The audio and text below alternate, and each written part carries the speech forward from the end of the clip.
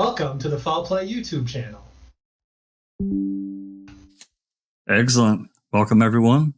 Thank you there, Big Jeff, for the intro. It's been a long time since you did the intro on Foul Play, so appreciate that.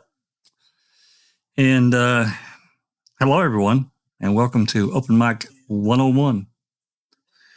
We took a week off between this first part of the Deb Strauss Part 2 interview, or a deposition, because Big Jeff was out of town. He wanted to be part of this and see what gold nuggets we could pull out of here and talk about. So we took a week off from it. We did the Roger Radua's interview, which again was really interesting with how they handled that, the questions and all that kind of stuff. Anyway, not to dilly-dally around too much. Thanks for coming along with us. And let's say hello to everyone here in Discord right quick, and hello to everyone in the live chat. And we'll get this rolling here pretty quickly. So, number one we have up is Alice. Hey, Alice. Hello, panel. Hello, everyone in chat. Lovely to see you all. Nice to have Big Jeff with us again. And looking forward to what beauties we can pull out of this. Excellent. And Big Jeff. Hey, thanks, Jack. It's good to be back, and I hope everybody was able to tune in last week. And I think it was 2 weeks ago. I thought it was a great live, and playing those clips of Deb Strauss herself calling in, and of Greasebach. I mean, really just kind of show exactly how much Stephen had them over a barrel. So that's a good thing to reference as we go through this, as to exactly what we now know that they knew at the time. And I think we're going to lead right into some of that. So looking forward to getting to it. Thank you. Absolutely. And Cherie. Hi, everybody, and welcome to Open Mic 101. Excellent. Thanks, Cherie. I think Susan is at work. She's going to try to join us when she gets here. And Christina's got a couple of things to do. She'll probably be along here shortly.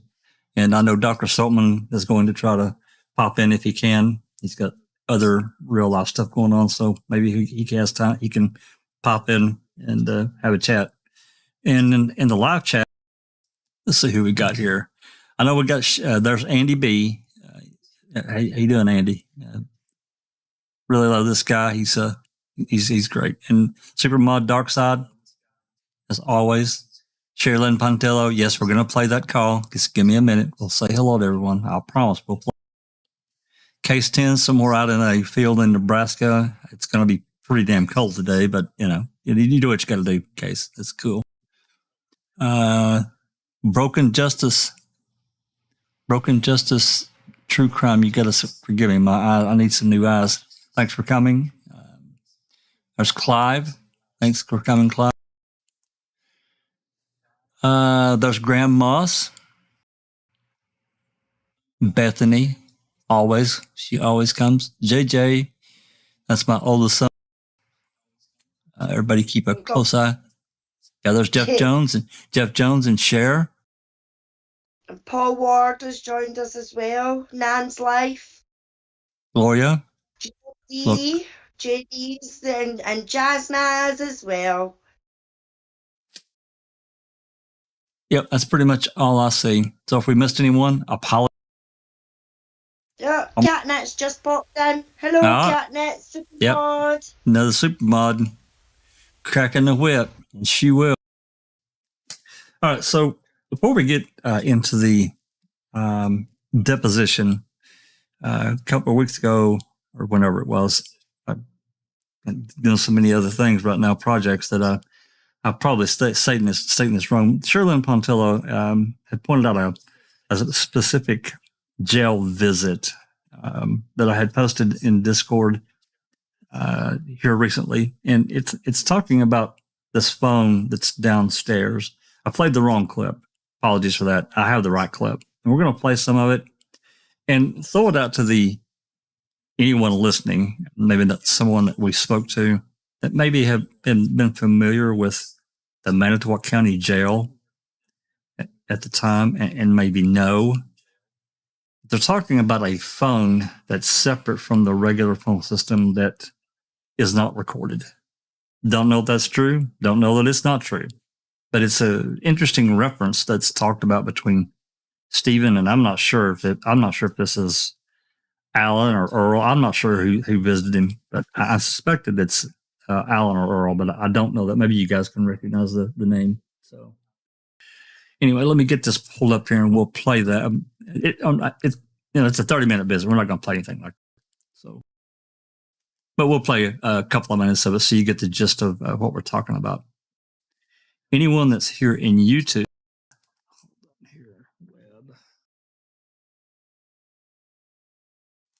okay, that's going to pop in here. Anyone that's here in YouTube, in Discord, you're going to have to unmute YouTube to hear this. So this is right around the 19-minute mark of this 23, almost 24-minute call or visit. So let's play a little bit of it. You get the gist of it, and we'll go from there. Here we go. Yeah, when she was drunk. Yeah. That was 99%. Yeah.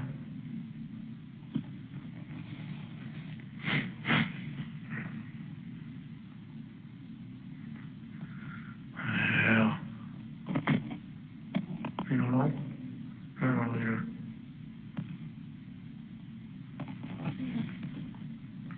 I know when she calls, she's using downstairs phone. She's downstairs. You clearly heard him say that she's downstairs. I just wanted to point that out. This is kind of where it starts. Let's continue. In the booking. She's not upstairs. I don't know. By the phone number.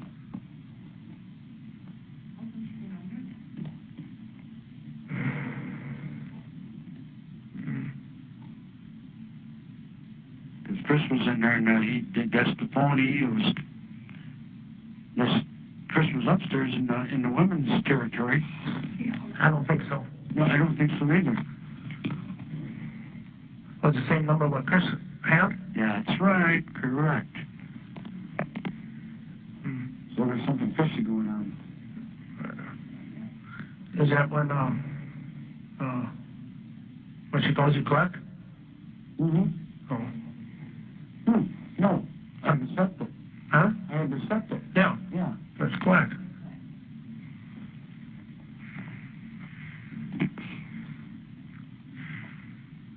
So why would she be downstairs then? I don't know. You said there's something fishy. I'll have to ask her tomorrow night.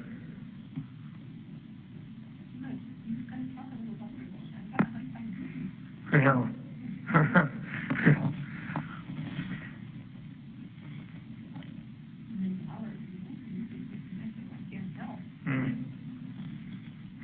Well, she told me she was in her dorm or whatever you want to call it. She was upstairs. But why would that number come up as downstairs? They won't. Every phone is different numbers. Right. Because I asked somebody today, and she said the same thing. And I said, that's what I thought. Yeah. I'll ask her.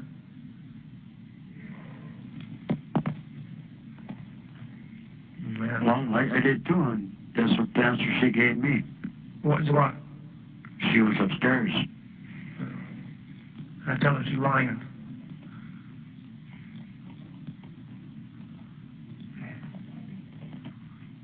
Well, yeah. Why would they let her out?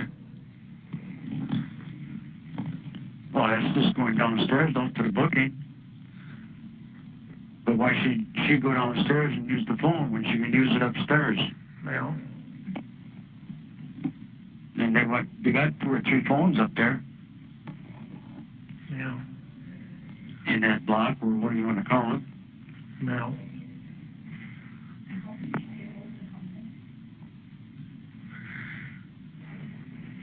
I don't know. No. Because she was going to go get that job. Yeah, that was a while back. Yeah. Oh, yeah, that's when she did it. No. Well, yeah, that time, yeah. But she wanted to come out again. Yeah.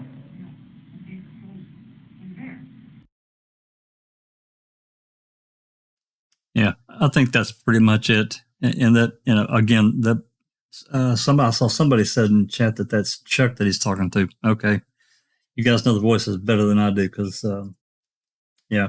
So it is I agree with that. That's Chuck for sure. So, any comments, Big Jeff? Any comments about this little exchange? I have no idea what's going on in this exchange. It's I don't even know who they're talking about. That's going upstairs and downstairs. Jody. Oh, Jody. Yeah, I have no idea what's going on. Well, I guess it's just one of those that we're going to have to leave it hanging. For those that are in the live chat, certainly welcome to comment there, or if you find out something later after the video we're done, you can put it in the regular comments if you have an idea about this, because it would be, before we move on to the deposition, here's the thing. If there's a phone down there that's not recorded, that opens up a whole other avenue of crap. I'll be nice. Seriously, because if you have, a bailiff that, you get along with and you tell them, say, hey, I got a call I need to make and I don't want it recorded, because all the calls are recorded. We know that. And they're listening to all of them and they are aware of this.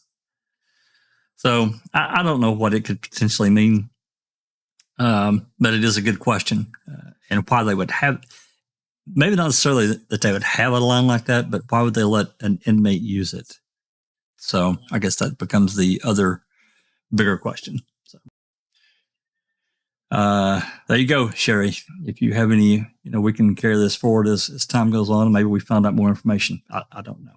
So anyway, we've got it played. It's out there. And anyone that has any information, please let us know, or an idea or a place to look. And we'll try to, cover this rabbit hole up, or, dig it deeper if it needs to go deeper. So with that said, let's get popped over here to the deposition. This is the meat and potatoes of tonight. Okay. There we go.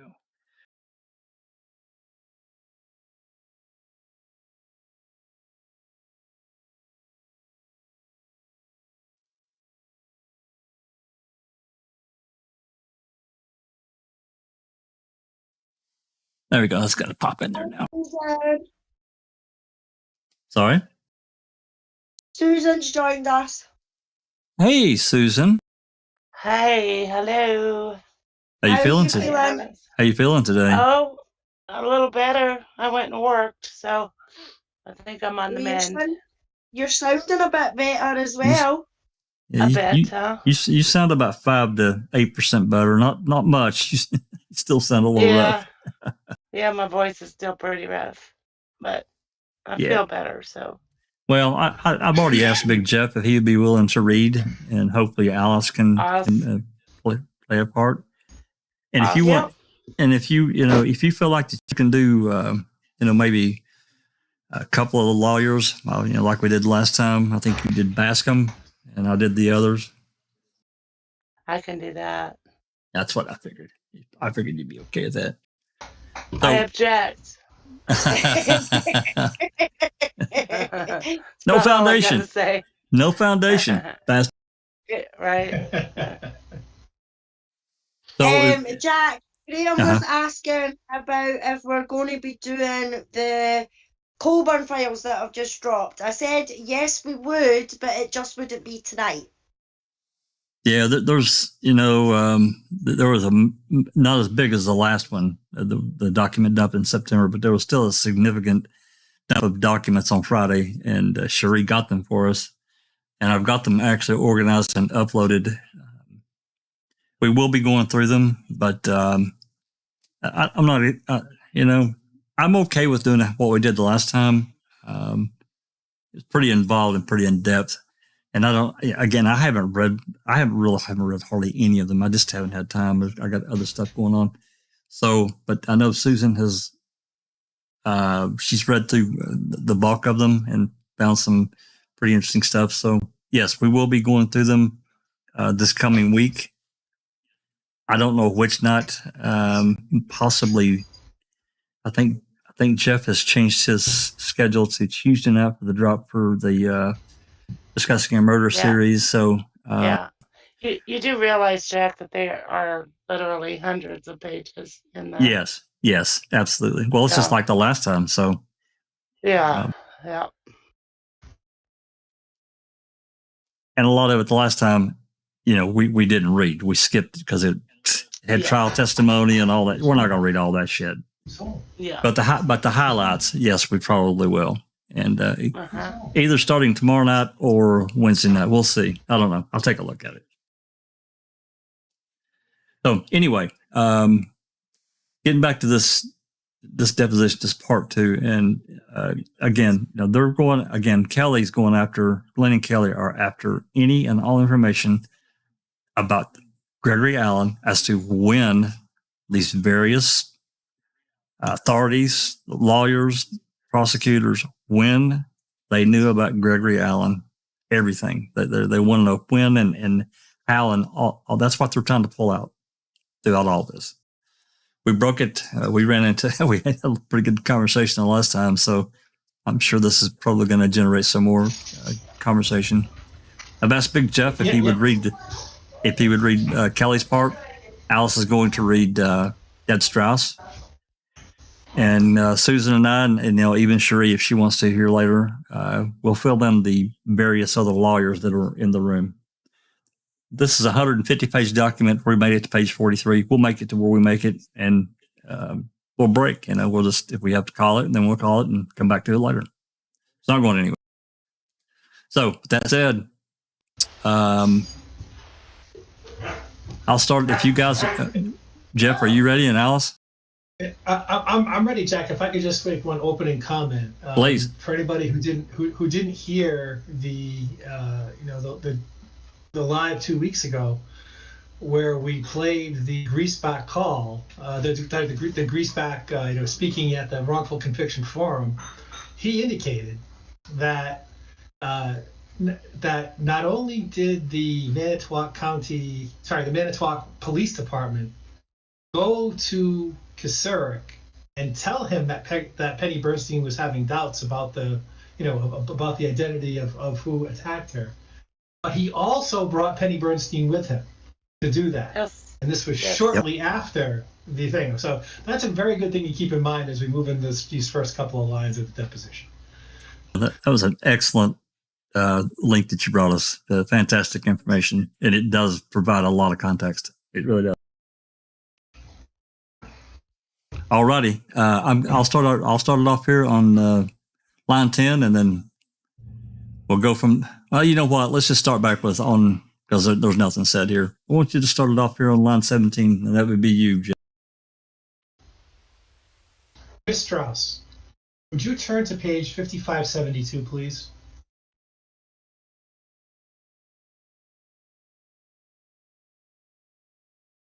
Alice? Did we lose Alice? She's muted. We couldn't hear you, Alice. Where'd she go? 'Cause I'm bloody muted.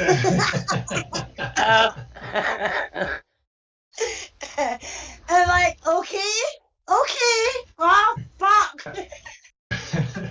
At the second full paragraph on that page, you have a conversation with Kasurik about whether he knew who Gregory Allen was at the time of the Penny Bernstein assault in 1985. Correct. And he tells you that he did not think the sheriff's department knew who Gregory Allen was in 1985. Correct. He was wrong about that, right? Correct. Object to the form. That was inconsistent with what Inspector Herman had told you about Allen having been booked into the jail and photographed in 1984. Correct. And that photograph was the photo that was available in 1985 when Penny Bernstein was attacked. Correct. So if the sheriff had wanted to see a photo of Allen in 1985, all he had to do was to go to his own jail and find it. Object to the form. Correct. Okay. A couple more paragraphs down, you spoke with Kasurek about what you had been told by Penny Bernstein that she did when she got the information from the Manitowoc County Police Department that there was another possible suspect, and she says she called Sheriff Kasurek. Correct. Now, by the standards that Sheriff Kasurek already told you about for what the protocols were to be followed when an investigation was underway, if Penny made that phone call to him and told him what she had heard from the Manitowoc Police Department, if he followed his own procedures, he would have written out an interview report. Correct.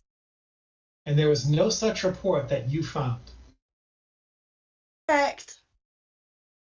2 more paragraphs down, you pursued the question of the relationship between Kasurek and the Bernsteins, and Kasurek told you that one of his concerns was that Tom Bernstein was making comments that if Avery was not found guilty, that he might take matters into his own hands. Correct. Did you ever have any conversations with Tom Bernstein about whether he made any such threats at the time? No, I did not. Did you get the impression that the comments that Kasurek was reporting to you that Tom Bernstein had made were comments that Bernstein made to Kasurek? No, I didn't know, but that they were comments he had been hearing. Okay. And you in the investigation had generally attempted to discern this whole issue of whether there was some kind of extraordinary pressure to pursue Stephen Avery in this investigation and prosecution. Could you repeat that? Sure. In the course of the investigation, one of the things that you looked into was the issue of whether there were extraordinary pressures being exerted in the case to pursue Stephen Avery. But more of our focus was after Mr. Avery had maybe positively identified by the victim.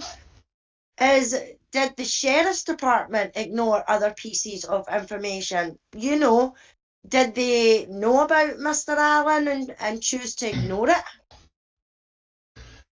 And it was in that context that you looked into the matter of whether or not there were pressures to move the case forward speedily. Yes, those would come up in our interviews. Okay. And that would be a perception by someone we were talking to. And do you know whether or not this matter of what Tom Bernstein was saying was one of the sources of those pressures? That I don't know. Okay.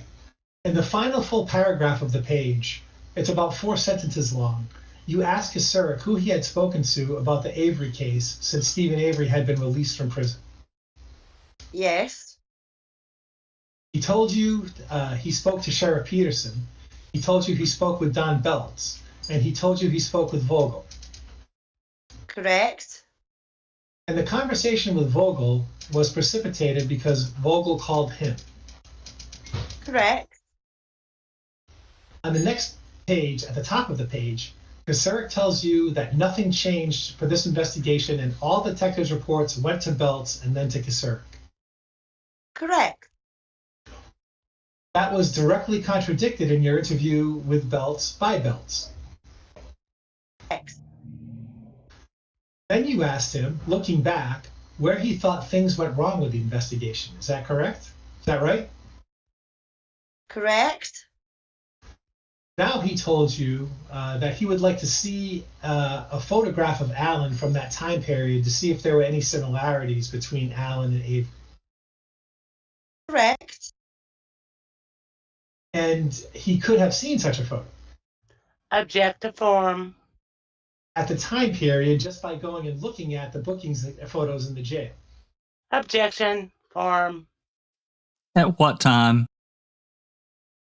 1985. Okay. Same objection. Do you understand the question there, Deb? Yeah. Correct. Okay. Then he said it would have been nice to have information on Allen at the time.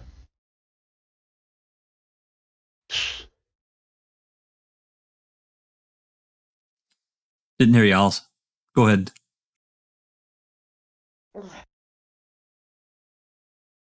And he would have had that information. I'm sorry, line 22. Yeah. 23. Yeah. And he could have had that information out, Alan, just by asking the City of Manitowoc Police Department for it. Correct? Oh, no. Okay. And in fact, okay. Yeah. Go ahead. Sorry. And in fact, Bergner told him about the availability of the information on Alan.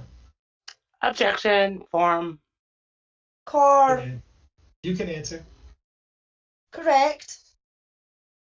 The final full paragraph before you terminate the interview, you asked him if he had presented photographs of Penny Bernstein showing her injuries after she was attacked to the Manitowoc County Board. Correct. And did you ask that question because Bernstein had told you that's what he did? Yes. Kasurik did. And she was upset about it. Yes. And that in her understanding, Kasurik had used photographs of her as a way to request more money for his budget. Correct.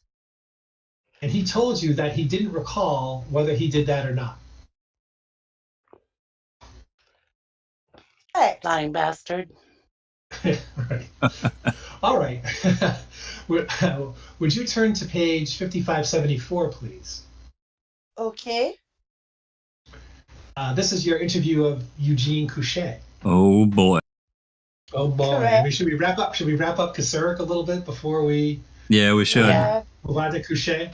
Absolutely. Yeah, I mean, it just in the context of what Michael Griesbach said, isn't it just obvious that Kasurik is just such a lying bastard, and that Inspector Clouseau Strauss wasn't able to uncover this fact that even after interviewing Penny, after interviewing Kasurik, couldn't mine out the fact that Penny actually went there with Bergman. How is this possible that this got buried? Well, I think she intentionally buried it, and she told Amy to bury it. That's what I think, but it's just an opinion. Yep. And what would she have needed to do to clean up her mess, right? And what that would be to inject herself into the 2005 case, right? I need to come here. We've got to clean up on aisle 4. We need to do Huge cleanup on aisle 4. Baby food and some soiled diapers and some flour and eggs mixed in. Well, again, it goes directly back to that call that Strauss made to the Calumet County Sheriff's Department that she could be used, and she didn't like Avery. I'm paraphrasing, of course, but she should have been assigned to the case and not just interjected herself. I'm available as like an independent contractor but she had the power of the DCI behind her. It's bullshit. It's just unbelievable. Okay. It is. It's ridiculous just how much that they covered up in this whole case, or didn't write reports, period. And when they're sitting in their depositions and they're getting pulled up about it, and it's in fucking black and white that they said it, and what do they come out with? Oh, I don't recall, or that's not my verbiage. Well, yeah, anything they can do to cover their ass, because Glenn and Kelly walked in with all their interviews that they had given to Strauss and Lee. So they were screwed.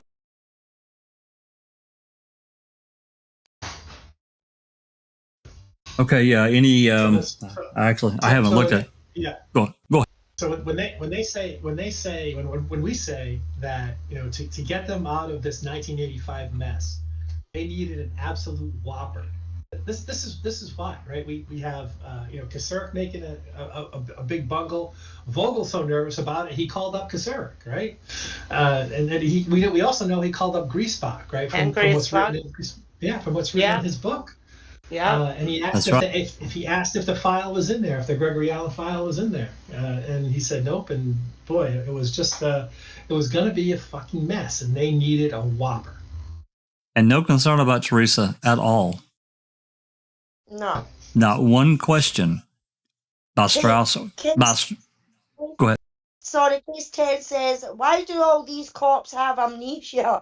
Well, it's only selective amnesia, remember, case 10. Because they can remember the shit about Avery and everything like that, but when it comes to shit that they've done, it's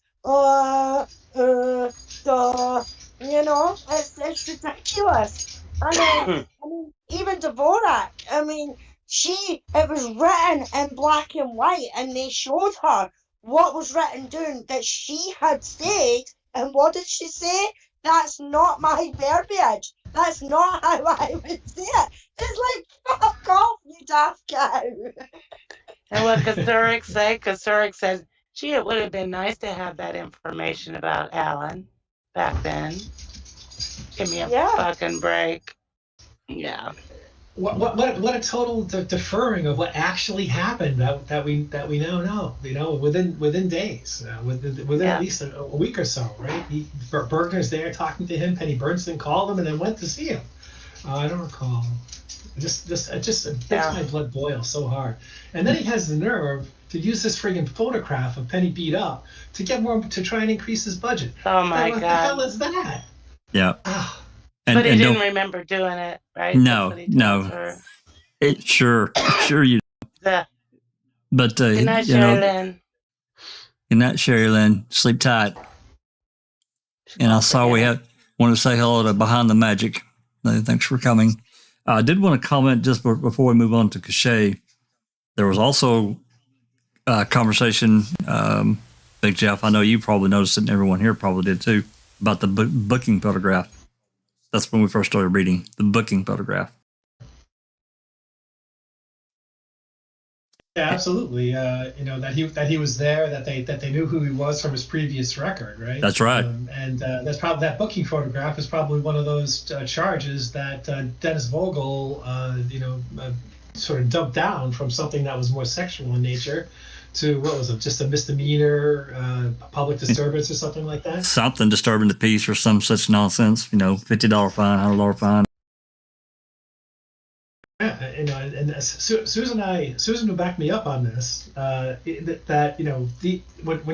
you're running a corrupt agency, what you need is a goon squad, right? So you can sort of keep your own fingers clean, if you will, right? I got a strong feeling that Gregory Allen was on Kasurik's goon squad, and that's why when he went in, it was Kasurik giving pressure to Vogel, saying, "You got to drop this down. He's one of mine. We'll take care of him. We'll watch him, whatever." And he said to Vogel, if you don't do it, I'm gonna, spread these naked photos of you around, screwing that guy. Star Chamber Justice. Or something or other. Hey, that's Carol. Hey, thanks for coming, Carol. Appreciate it. All right, guys. Let's get back on the road here. Yeah, let's get back on the road here. Okay. Line 5. Yeah. This is your interview of Jean Couchet. Yeah, that's correct. Yeah. Correct. Good. And both you and Amy. And you and Amy Lehman conducted this interview. Correct. If you look at the first paragraph here, we're going to go back to the subject matter. Couchet tells you that during the Stephen Avery prosecution, he was the chief deputy in the sheriff's department.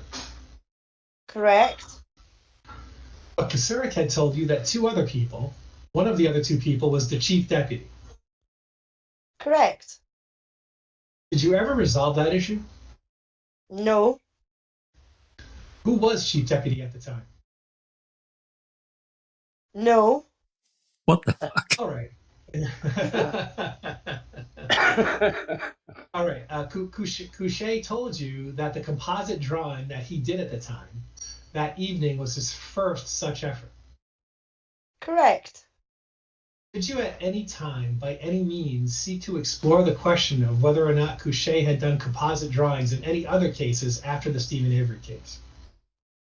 No, I did not. Did you ask to see any other composite drawings that he had ever done? No. Do you know where the original composite drawing is? I believe at the time we interviewed him, Yes. it was in his house. Okay.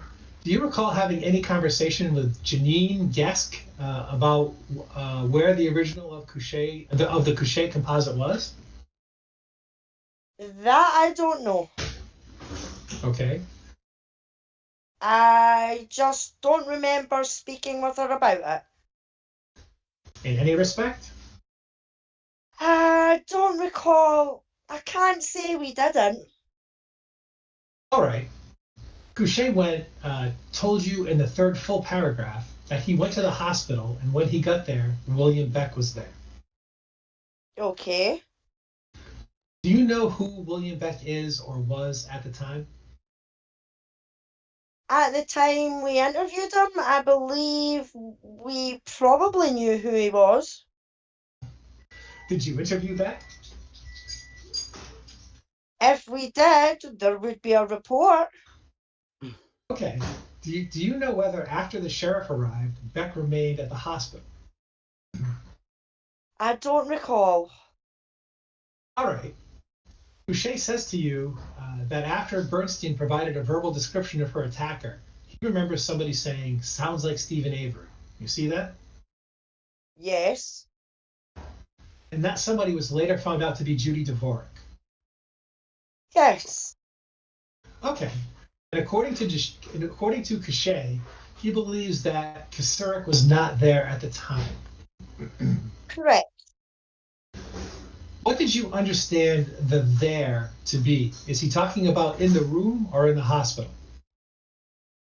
I took it as at the hospital, but I don't know at this time. Oh, for fuck's sake. Okay. And he says Couché says, around that same time, there was someone on the telephone calling for photographs to get a photo lineup together, right? Correct. Did he identify who the somebody was on the phone? No. On the second page, fourth paragraph down, Couché stated that in addition to doing the composite drawing, he was also involved in the case with helping in the neighborhood canvas. Did you see that? Yes. So that again confirms that there was a neighborhood canvas Yes. and that no reports were done on it. Correct. Okay, so in that respect, Couché would have been violating the policy that Kasurek described to you about how the investigations would be conducted. Object to the form. I don't know if it would be fair to say he was violating that policy, because I don't know if it was one of those where they worked as a team and it was determined somebody would write a report or someone. I just don't know. A report was not written. And therefore, somebody was at fault, just don't know who.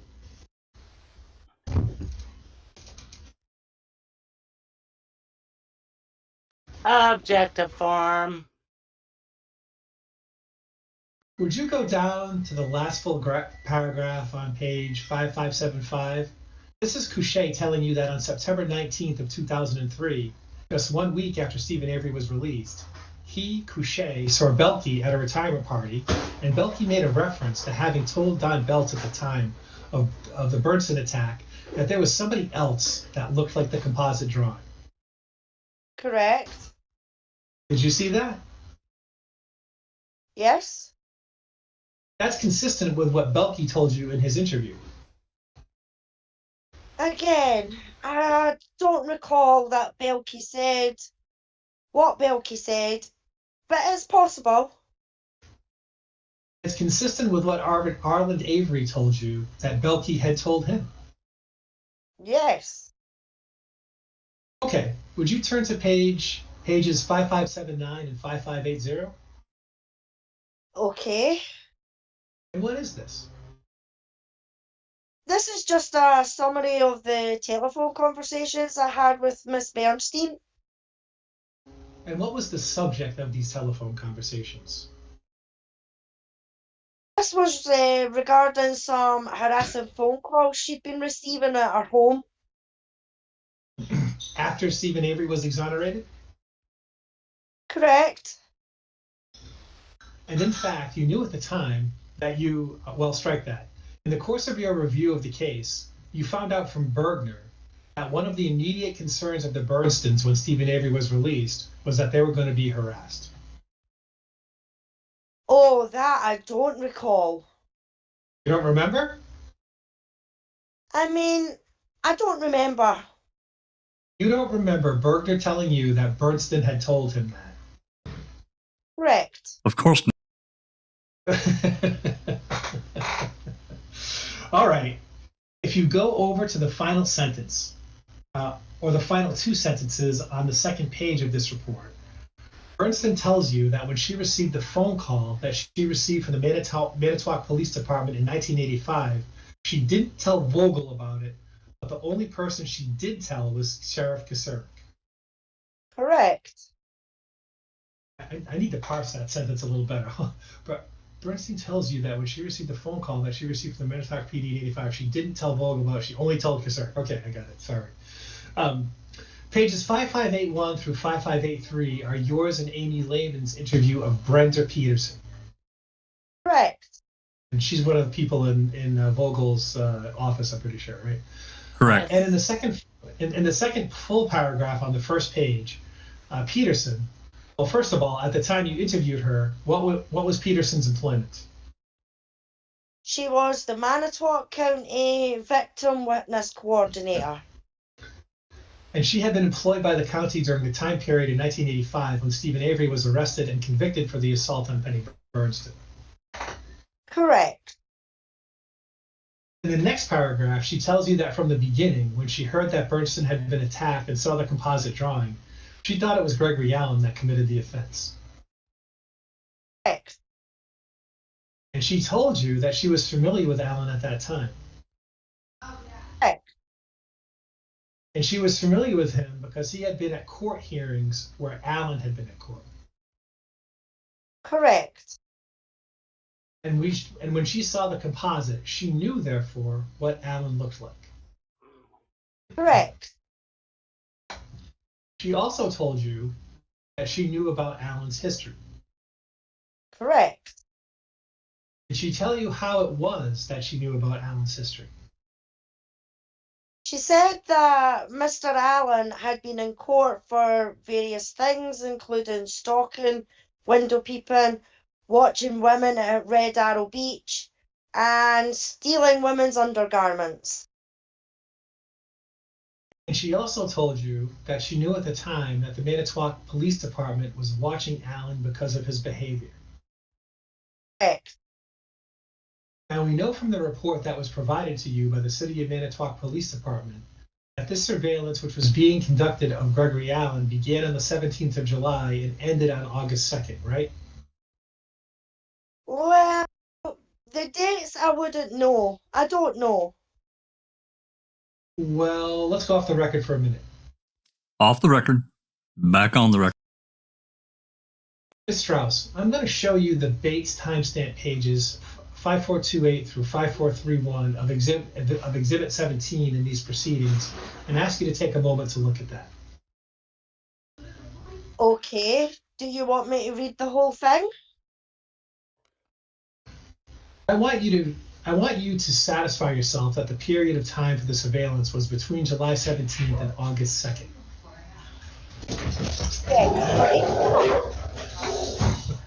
Sorry about the background.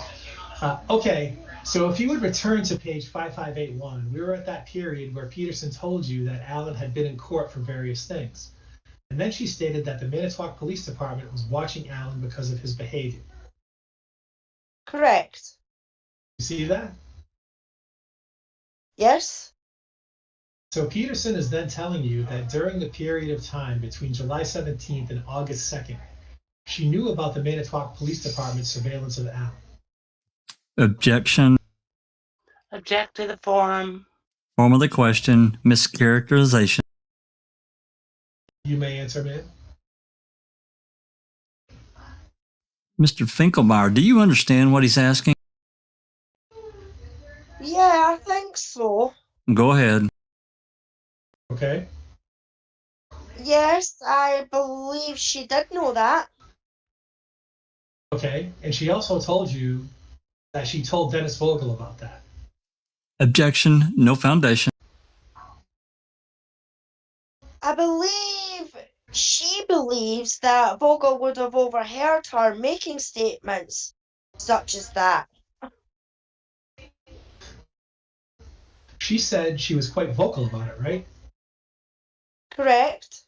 She talked to other women in the office. Yes. You've been in that office, right, ma'am? Yes. That's a small office. Yes. Okay. She told you that she heard in the course of those conversations that someone had checked with the probation officer in Door County who stated that Alan was in Sturgeon Bay at the time of the assault. Do you recall that? Correct, yes. And of course, that story ended up not checking out, right? Correct. Peterson told you, second full paragraph on 5582, that Bernston received special treatment that normal victims with whom she worked did not receive. Correct. And she described Bernston as being affluent in the community and a friend of Kasurik's. Correct. She also told you that Kasurik put a lot of pressure on Vogel to get a conviction. Correct. And the conviction was of Stephen Avery. Don't lose it. Better not let him walk. Correct. Objection to the form of the question. Can we just stop for 1 second? Please. Sure. I'm curious why they stopped surveilling him on August 2nd. I don't think we know, unless it's revealed in some other. Yeah, I don't think we know, to be honest with you. Yeah.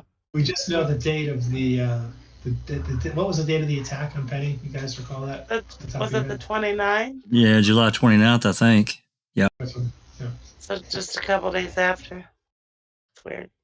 Yeah, I don't know why they didn't. Interesting, isn't it? Yeah.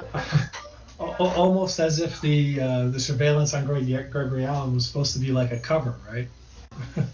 Uh-huh. Well, we know he was being surveilled. He couldn't. Well, and right up above here on line 5, he's talking about this alibi, and Kelly says, and of course that story ended up not checking out, right? That's a big fucking deal. I mean, yeah, it is. Vogel alibied his ass, and it didn't work out. It didn't check out. Yeah, and he did it more than once. I mean, for them to be pulled away for surveilling somebody like Alan, it should have been something pretty fucking significant. You know what I mean? Like, I don't know, an armed robbery or, you know, something like that. Because he was a danger to the public. And they knew that he was a danger to the public, especially women. And that's why they were surveilling him in the first place, because he was a fucking peeping Tom and everything like that. Yeah, So I mean, Shit he got away with. the city, He got the city, away with so much. the city police. I don't want to say how many officers were on that force, but I know it was comparison to the county. It was pretty damn small. I know it was. So I mean, there's another interpretation here, right? I mean, I don't disagree with what you said on this, but I'm really starting to wonder. If you look at the dates of these surveillance, right? The surveillance was over actually a very short time window, from July 17th to August 2nd, right? And we're saying that the attack actually happened on July 29th, right? Yeah. And then the surveillance ends. So this is only a couple of weeks, and the attack happens right near the end of it. And after the attack's done, there's no need to surveil them anymore. Well, it's almost like it's weird. It is weird. It's like an alibi, right? I mean, I'm just wondering how much did they actually have? Did they actually have something? You know, that what Susan and I are asserting is really true here. That you know, that Gregory Allen was sort of put up to this, was somehow, you know, a cop, you know, he was some type of cop goon squad. That, you know, I don't necessarily saying he necessarily pointed him at Penny, but, you know, and it's all conjecture, right? This is not. I'm not making an accusation here. I'm only speculating that this is really true, because they are really digging into this, and that is a very fishy window for them to start and then stop. Considering his history, that son of a bitch should have never come out from underneath surveillance. In my opinion, I'm guessing you guys agree. Yeah, I mean, he should never have got out of jail because, I mean, he'd been put in the jail before for peeping toms, or was this before he actually got caught? No, he'd been arrested all the way back to, I want to say 81, 82, I think is when Christina, the records that she started getting, there were just all these kinds of peeping Tom and exposing himself, the stuff that is like put him on the radar as a sexual predator. This guy should have never come off of surveillance, in my opinion. No. Now, I know that they're limited on what they could do, but maybe just thinking about what Jeff's saying, but this is kind of a cover your ass maneuver that they did. That's really strange that you brought that up and put it in my face. I don't remember the dates, but he actually went inside people's houses. Yeah. And laid on top of women and raped them. And I don't know what the dates of those were, though. Yeah, he did some sketchy shit. Yeah. I mean, once or twice getting caught for it is bad enough. You know what I mean? He should have been put away. Even if it was just a short jail term sentence, right? A couple of years for being a peeping Tom, because he'd been caught doing it once or twice or 3 times. But for them to continue letting him be this peeping Tom and going to, as Susan says, going to women's hussies and breaking into the hussies and watching them sleep and lie on top of them and everything like that, for him to still be out, for him to be able to attack Penny Bernstein, whether he was on surveillance or no, in my opinion, was wrong. It was completely wrong. You got to think, Alice, what the hell does it take to arrest somebody like that that's clearly a predator? I mean, God. Exactly, yeah. And then you got the fucking DA's got his back on everything, It's How come? How come? Yeah. Could he have been a CI? Could he have... Yes. Helped them put away some really bad... I don't know if I'd call it a CI. I'd call it more of a goon. Or some kind of... Yeah. There definitely seems like something that's going on under the table that we cannot see. We don't have access to. Absolutely. I agree with it. And these questions are getting to it. And the more that these questions get to it, the more and more Vogel and Kasurek are going to start to panic, right? Absolutely. About their depositions. Well, and you have to wonder, again, I don't know how tightly they had this bound up because I'm telling you, right around this time right now is when that judge in Minnesota signed that warrant to go after Alan's DNA. It was in May. It was around this time. I'd have to look at the date. But about 5, yeah. Yes, that's right. And so I'd like to know, personally, I would like to know how far down the food chain did people actually know this? Did it go all the way, was Kasurek informed and Vogel? Or did, Peg and the top people keep that shit wrapped up tight as a drum? Because that is important to know that. Yeah. Because if Kasurek and Vogel knew that, you can bet they were sweating bullets. Had to be. I would be. I would be too. Yeah.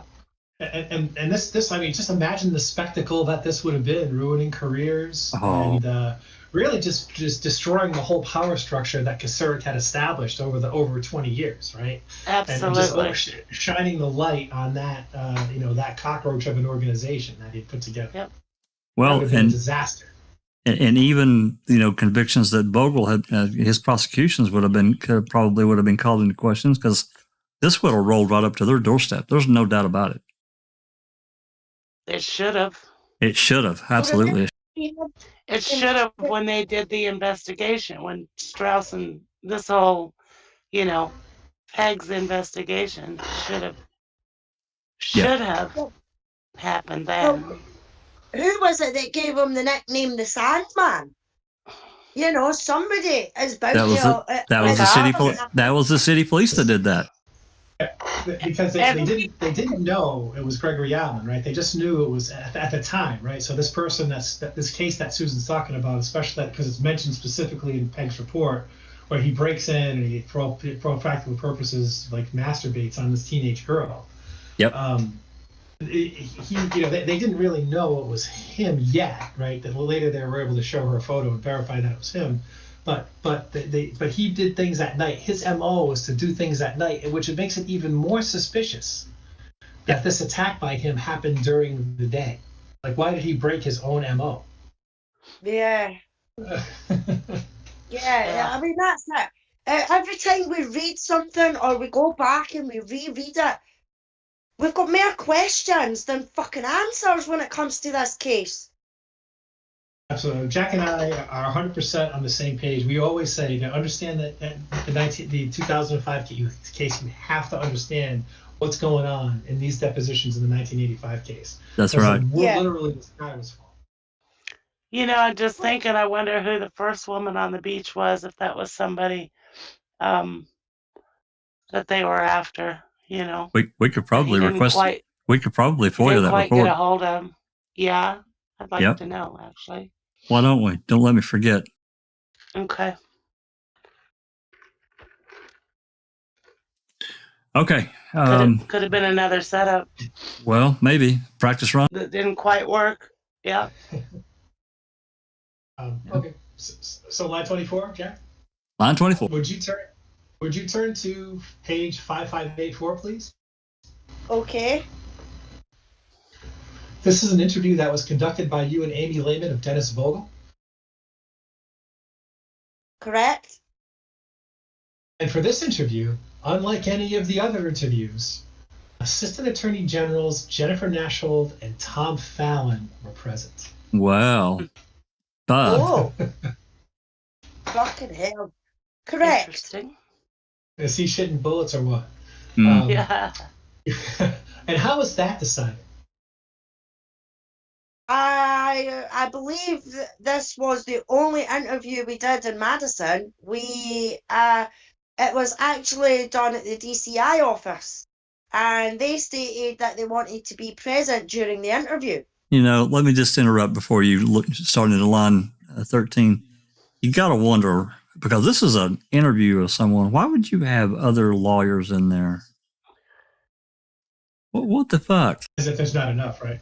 So I mean, we understand why, right? Because Vogel left being the DA, right? He actually, if I'm not mistaken, left in 1986. That's right. And that was the end of his sort of politics. He went into a private practice, right? And he knew the shenanigans, and he was shitting bricks because he knew what he did, because Kasurek told him to do it. Kasurek is the real godfather here, right? Yes. Speculatively. And he was shitting bricks about this, and he was shitting bricks so hard he wanted Fallon and Nashville there. That's what's going on here. So, just before we get started again, a few others have joined us in chat. Hello, Cassandra Smith. Nice to see that you've managed to join alive tonight. Ronald has joined us. Hi, Ronald. And TTM Fangirl has joined us as well. Lovely to see you. Thanks for coming. Absolutely. All right, Jeff, anytime you're ready. I'm sorry. Do we know if Kelly's still alive? Yeah, they're both still alive, as far as I know. Still practicing? No, I think they're retired. Yeah. I wonder if they'd answer an email. You know, what did you have anything aside from what you bring up in the depositions regarding any connection between Kasurek and Allen? That would be a great question. If he answered it, he probably. If somebody had an email address, I'd email them in a minute. I would. I'm not shy. What the hell? The most they can do is not answer you, number one, or say I can't talk about it. Or I choose not to discuss it. Right. Right. See if he's on Facebook. Line 13. Was there a conference that the four of you had about this interview before the interview took place? No. Who was it that stated to you that they wanted the two attorneys general to be present, assistant attorneys general? I believe Amy called me. And told you that she had been told by somebody that's what they were going to do? Yes. Did she tell you by whom she'd been told that that's what they were going to do? No. Did she tell you why? Did they provide any explanation to her for why they were going to do that? That I don't know. Okay. You make a note of the fact that prior to the interview, Vogel was given the opportunity to review the County District Attorney's Office case file of Avery. Correct. Who told you to do that? Well, that I wouldn't know. Who provided the case file to Vogel? I don't recall. Were you present when Vogel reviewed the case file? I believe we were. Who else was present when he reviewed the case file? I believe it probably would have been myself and Amy. How long did the review take? Oh, I don't know. Was he sweating bullets? Yes, Mom. Damn good question. Did you have any indication from anybody in the Department of Justice at the time that Vogel was interviewed, that Vogel had made prior contact with people prior to the interview, contact with people in the Attorney General's office? Well, that I would not know. I hadn't spoke with him prior to the interview. And you have no knowledge about whether anyone else spoke to him prior to the interview? No, I don't. And I can't even say I spoke with him prior. I mean, even to set up the interview, I don't know if it was myself or Amy that would have had any communications with him. Okay. In the third full paragraph on the first page, Vogel says he was contacted prior to a photo lineup being shown to Bernstein. Correct. So we're talking about the evening of the 29th when Bernstein was in the hospital. Correct.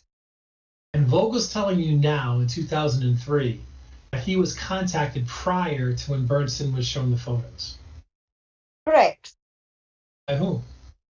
He did not say. Do you know whether or not Kasur called him?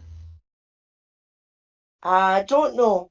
The report seems to indicate he thought it would have been with either Tom Kasurik or Jean Couchet. Right. Was it in doubt in your mind as to the interview with Vogel was being conducted as to whether Vogel was physically present at the hospital or not on the evening of the 29th? Mr. Vogel? Yes. I don't believe he was. So any contact that took place would be by telephone contact. Yes.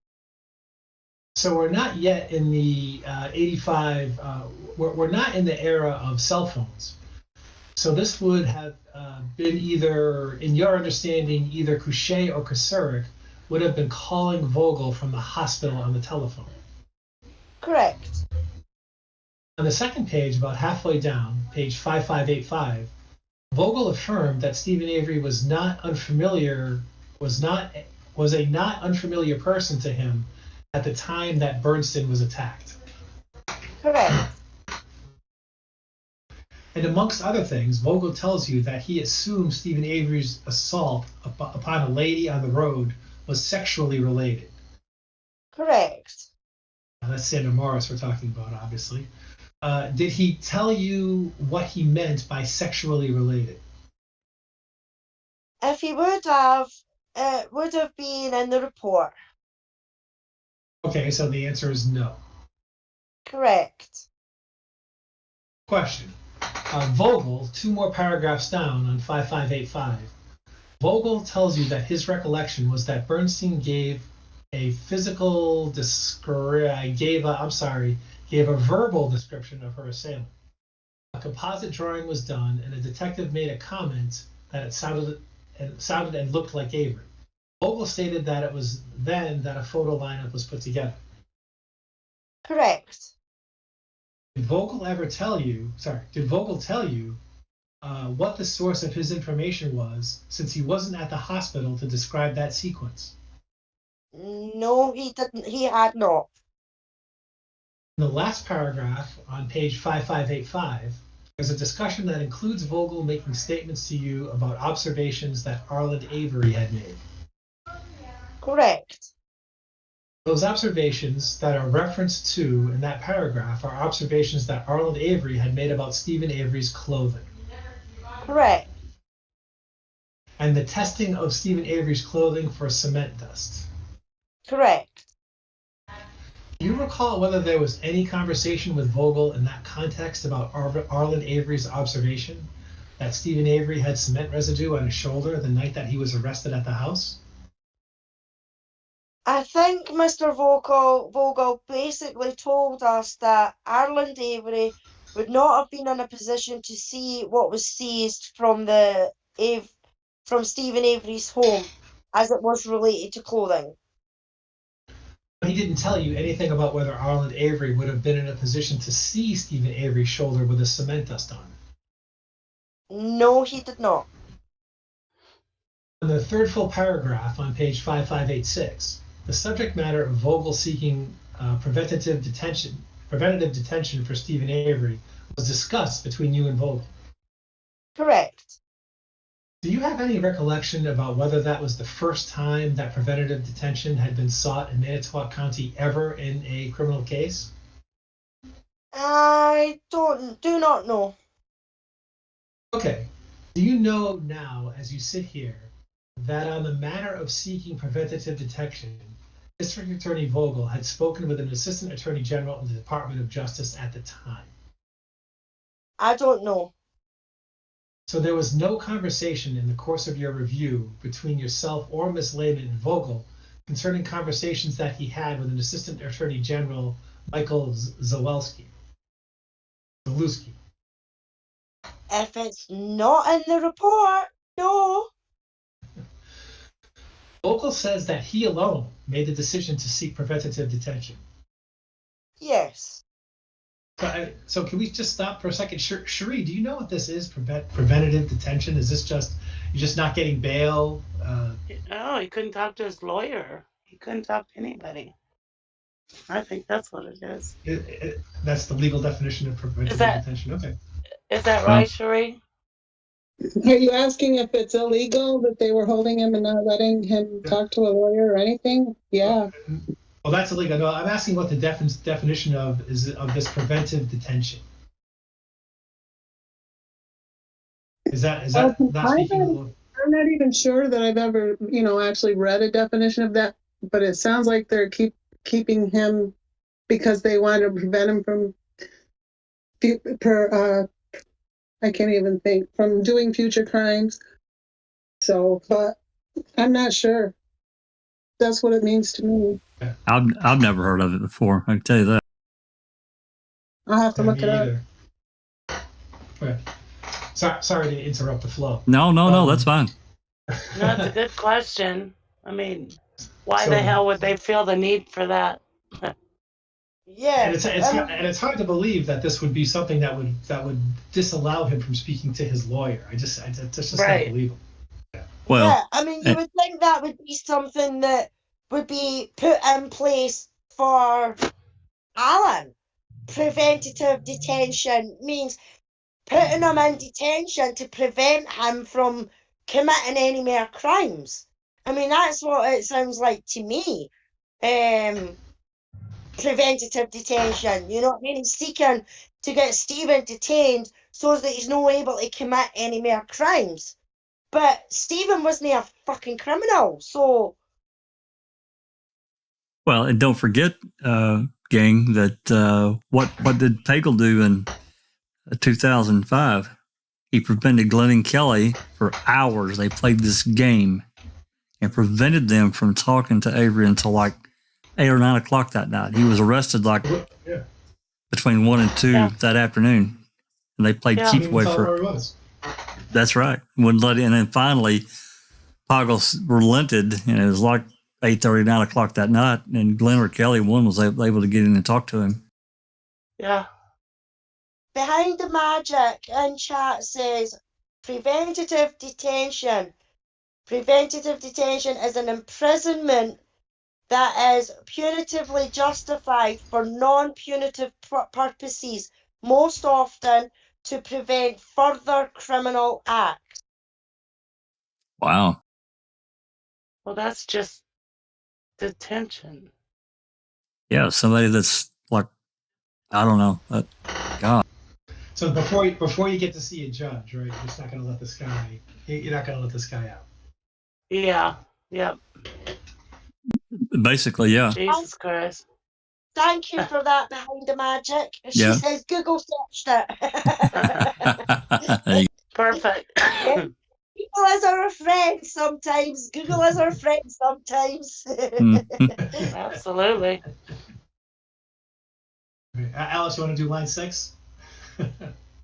Yes. In the next paragraph down, 4th paragraph on page 5586, Vogel. You asked Vogel if he was aware of Gregory Allen at the time of the Bernstein attack, and he says he probably knew of Allen as his office prosecuted him a couple of years before. Correct. So that would be the 1983 case. Correct.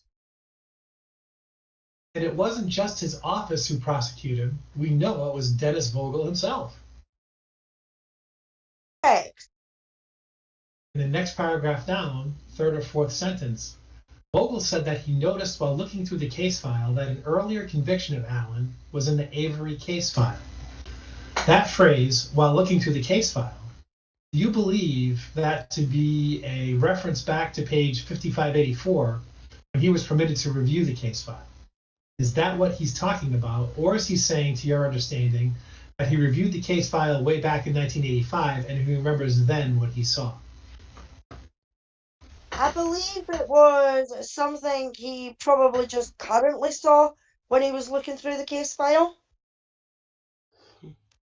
Which is a lie, which is wrong, because we know that Vogel called up Michael Griesbach, and Michael Griesbach told him that the thing was in the case file before he That's even right. saw it. Yeah. That's right. Yep. But Deb's wrong about that. Okay. And that wasn't that either the day or the day after Stephen got out? I It don't was like remember. right away. It was close. Yeah. For sure it was close. Yeah. Okay. Vogel said that someone must have brought it to his attention.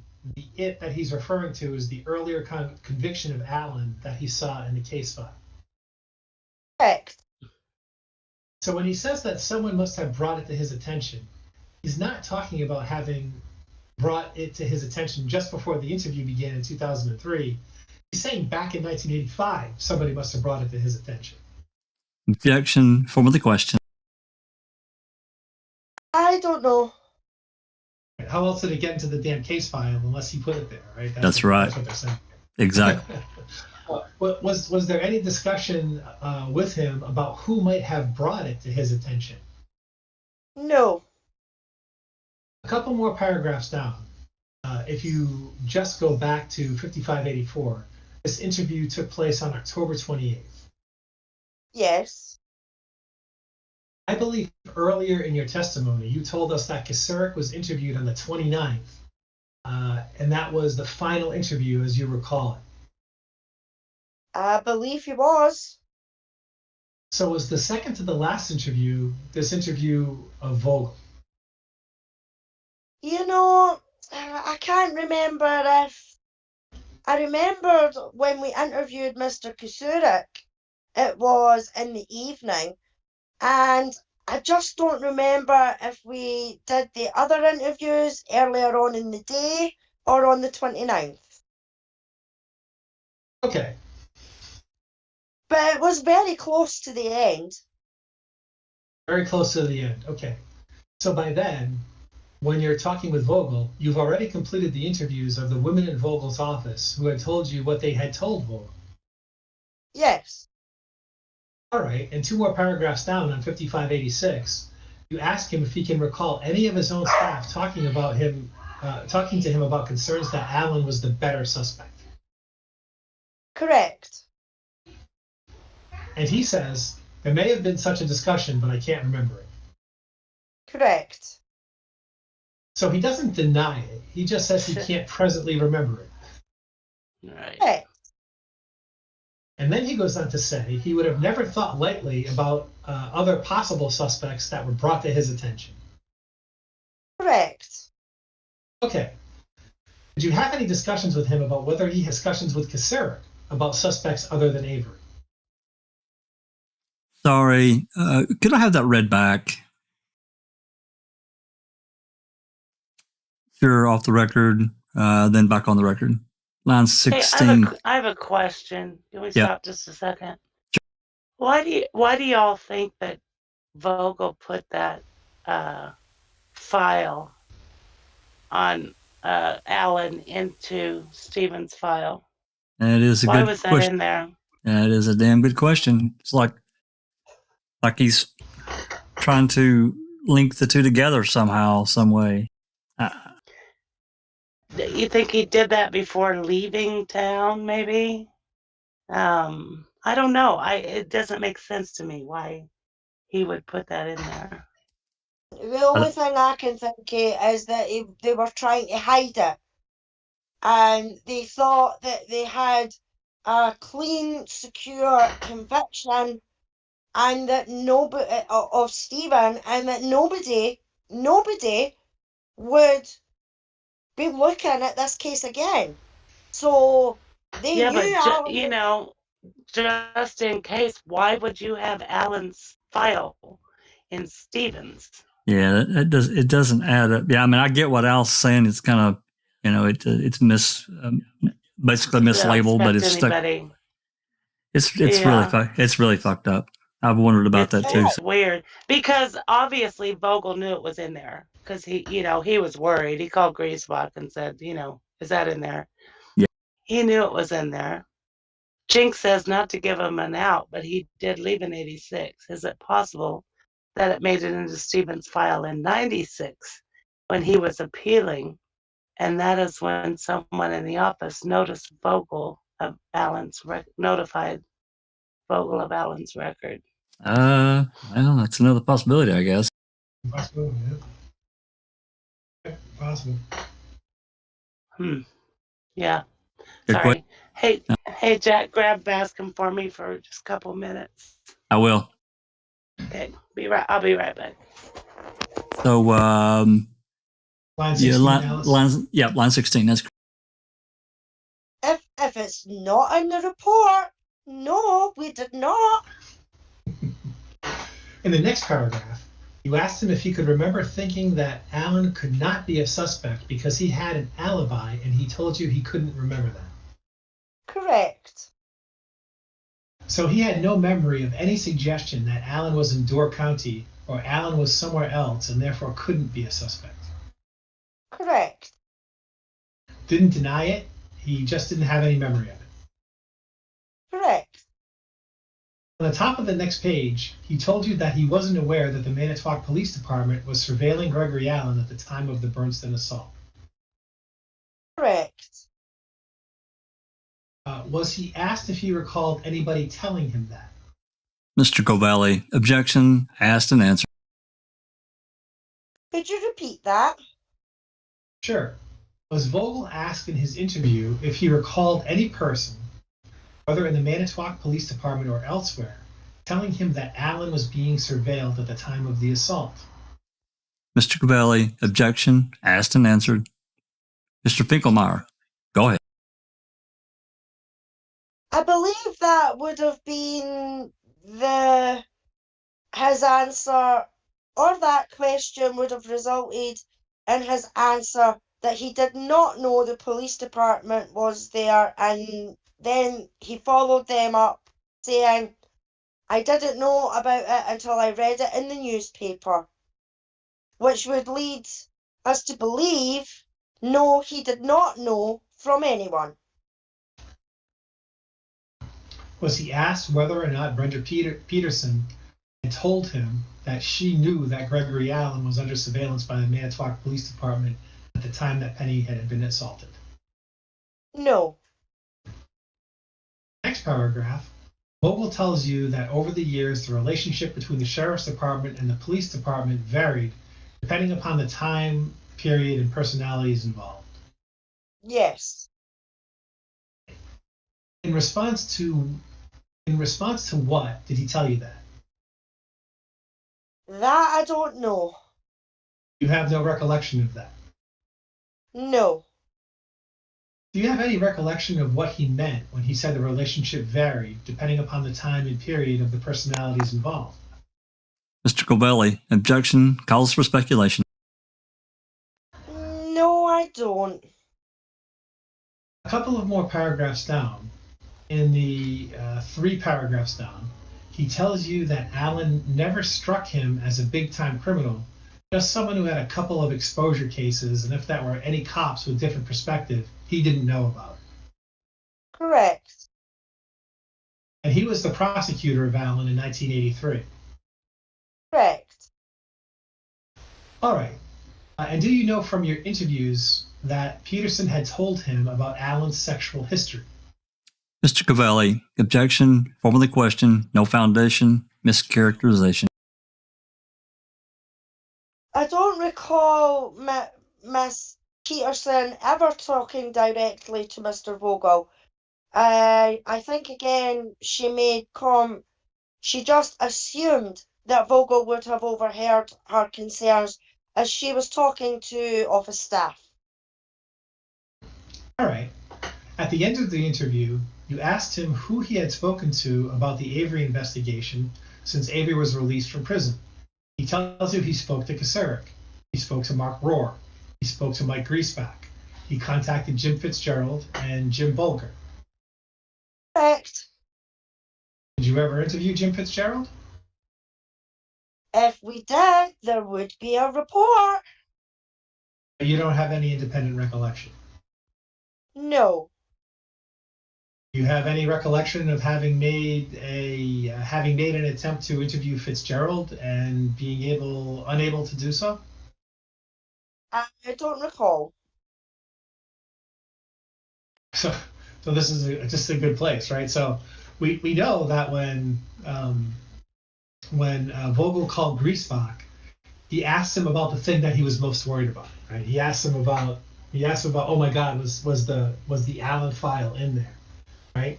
So doesn't it stand to reason that he, when he called these other people, he might also have asked about the things that he was most worried about, which would have been a good question for Deb Strauss and Amy Lehman to have asked those people if they ever bothered to fucking interview them.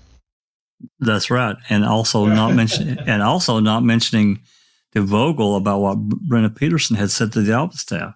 They didn't even ask. It's like, really? Insane. You know, I'm thinking maybe Brenda Peterson slipped that file in there. Could be. Maybe. Could be. I just don't know I just don't know how secure how that stuff is kept. You know what I mean? I just don't know. Yeah. I would think she would have the opportunity. Yep, I think so. She's probably one of the more believable suspects for putting it in there, right? Yeah. Well, yeah, and she was vocal about it, so maybe. And it is hard to believe that she never addressed Vogel directly about it. It's just impossible to believe. Well, Jinx says she is sister-in-law to Ken Peterson. Correct. I didn't realize that. Yes, that's correct. Interesting. She knows everything. Okay. Line would 7. Would you turn to page 5596, please? Okay. This concerns reports that you received from the Manitowoc County Sheriff's Department. Okay. And this is early in the investigation on September 22nd. Yes. And it includes reports of an abduction and sexual assault in Marinette County, in which Avery was looked at as a potential suspect in 1985. Do you see that? Yes. What, if you know, what caused that investigation involving Stephen, or the potential of Stephen Avery having been involved to begin? I don't know. I'm sorry, what was the Bates on that? 5596.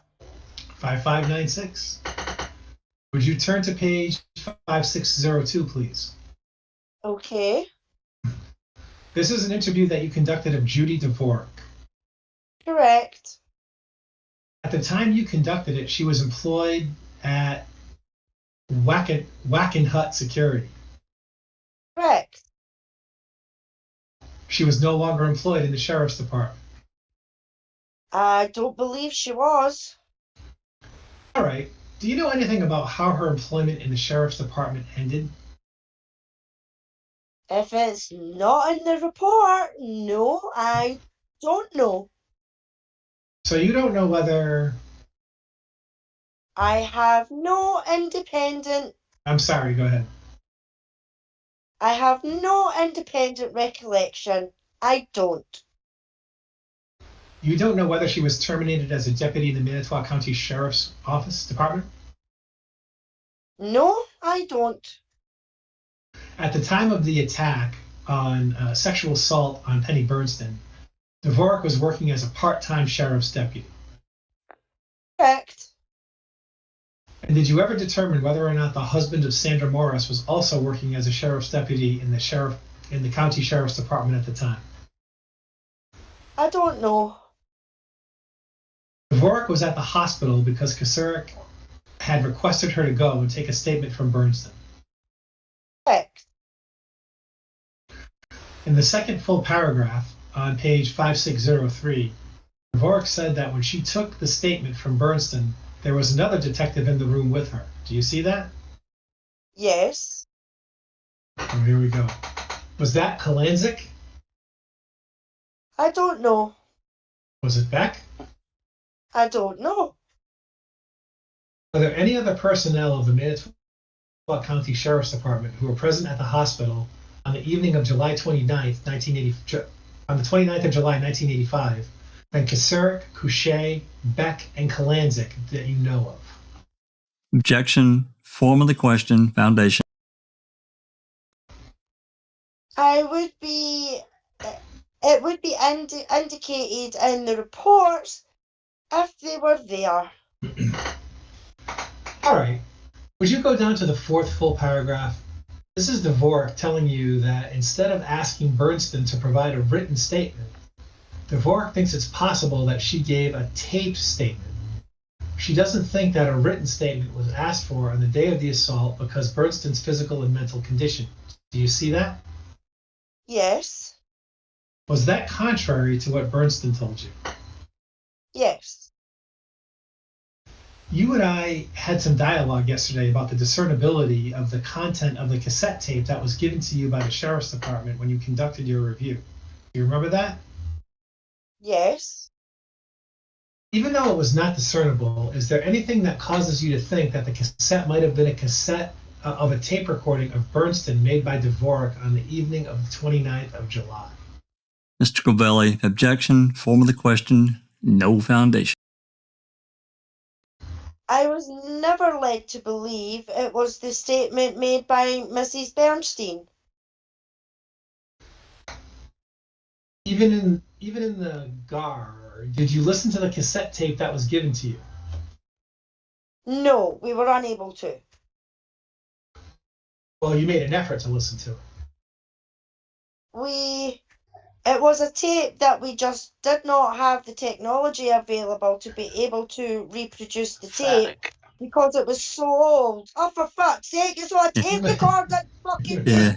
No shit. Let's pause right here because I remember this, and we had quite the discussion. This has been months ago, of course. This is the tape that I've brought up numerous times that they said wouldn't play. It's a fucking cassette. They didn't have all this, these different Kodaks and security measures and all that bullshit. Then they didn't have it. It didn't exist. No. It was a fucking cassette tape. Any Ghetto Blaster, Walkman, or tape recorder, hi-fi, whatever, would have played that friggin' tape. Or you could have had it put on a CD. you know? There's people who know how to do it. You know, they call up Ripper Jack. Yeah. He would have known how to do it. Yeah. They could have turned that over to the DCI. They have their own division that deals with that. And they've done it. There are other places in the DCI reports that we have now that detail this. This is what they do. It's just complete bullshit. It's just bullshit. It is bullshit because if you remember, us not old enough to remember cassette tapes. When you recorded something on the cassette tape and you didn't want it taped over or anything like that, there was a wee plastic square bit on the top of the cassette. The little tab. Yeah. And you could break that off, and if that was broken off, then you couldn't record over the whatever was on the tape. Unless you got a roll of Scotch tape and taped over it, then you're good to go again. Exactly, Jack. Yeah, you could just put that wee bit of tape over it and put it over. You know, so I don't understand how they're saying that they could not play a frigging cassette tape. I really don't understand it. She says we just didn't have the technology available. Bullshit. What, you didn't have a cassette recorder, a dictaphone, or whatever? You know what I mean? Did Deb bring down a reel-to-reel, from 1963 that they were trying to put this cassette won't fit in this son of a bitch. What the? Anyway, yeah, it's just complete bullshit to me, and I call shenanigans here. Yeah. Absolutely. But I don't think they took an audio with her. Anyway, maybe they did. She was so messed up that they might have. She's saying they did, right? She did. I thought Penny said they didn't, though. But Penny may not have realized it. Go back to the previous page. Let me go back up here. Let's just parse what it says from line 3. Would you go down to this is Dvorak telling you that instead of asking Bernstein to provide a written statement, Dvorak thinks it's possible she gave a tape statement. She doesn't think that a written statement was asked for the day of the assault because of Bernstein. Do you see that? Yes. Is this contrary to what Bernstein told you? Yes. Yeah, okay, you're right. Yeah. So Dvorak says that there's a cassette tape, and Bernstein says no, there's not. No. Yes. She wrote out Bernstein's statement and asked her to sign it, even though she couldn't see it. Yeah. Because her eyes were so messed up. She signed it, and she couldn't read it. But it is possible they taped it on the side anyway, and Bernstein wouldn't have known it because she couldn't see. Right. Correct. True. And she probably wouldn't pay any damn attention to somebody maybe having a cassette recorder in there with them anyway. There was some kind of recorder or a tape. Could have been a Stephen interview too. That's right. That's exactly right. All right. So, yep, that's correct. Was the cassette an audio cassette? Yes. Was it one of those mini cassettes that goes in a handheld tape recorder, or was it a larger cassette? If I remember right, it looked like a mini cassette, but it's not one you could just pop in a handheld recorder. I mean, it physically looked like one, but it was something different. But what? That doesn't make sense. Maybe she's just too stupid to know how to work it. I mean, a mini cassette though. Was that like the dictaphone? Yeah, it's a micro cassette. A lot of answer machines use a micro cassette. They're not yeah, exactly. And a normal cassette was the bigger one, that you would put in your hi-fi and tape the radio and stuff like that, Correct. That's right. So back then, that was the only tapes that you could get. It was only the 2 sizes. So yeah, unless somebody drug in a big reel-to-reel, which they wouldn't do. She says she took it to Madison. Keep on going. Yep. That's what she says. And what was it that you did? You put it in to find out whether or not you could listen to it. what we did is I didn't do anything with it. We brought it down to Madison and let one of our technical guys tell us if they could make a record or a duplicate copy of that or not. When you brought it to Madison to seek a duplicate, did you seek a duplicate because you already knew that you were getting content that you were not getting content from the tape? No. I think it's a procedure for us that we would never have done something with an original copy. We would let our technical people make a duplicate copy, preserve the original, and then use the duplicate copy as something to listen to. Just so when technical people like non-technical people like me, if we screw it up, we have not damaged the only tape out there. Well, I'm sorry, but if your technical people can't get a fucking cassette tape working, whether it's a mini cassette or a cassette, you need new fucking technical people. God almighty. You know what I mean? Because they're not very good at the fucking technical side of things if they can't get a cassette tape to work. So whatever the cassette was about, you had not even made an effort to listen to it at the time you delivered it to the technical people in Madison. Mr. Covelli, object. Correct. Mr. Covelli, objection, asked and answered. That's correct. Correct. So you brought it down and said, let's do the usual procedure and get a duplicate, and they came back and told you we can't duplicate anything here.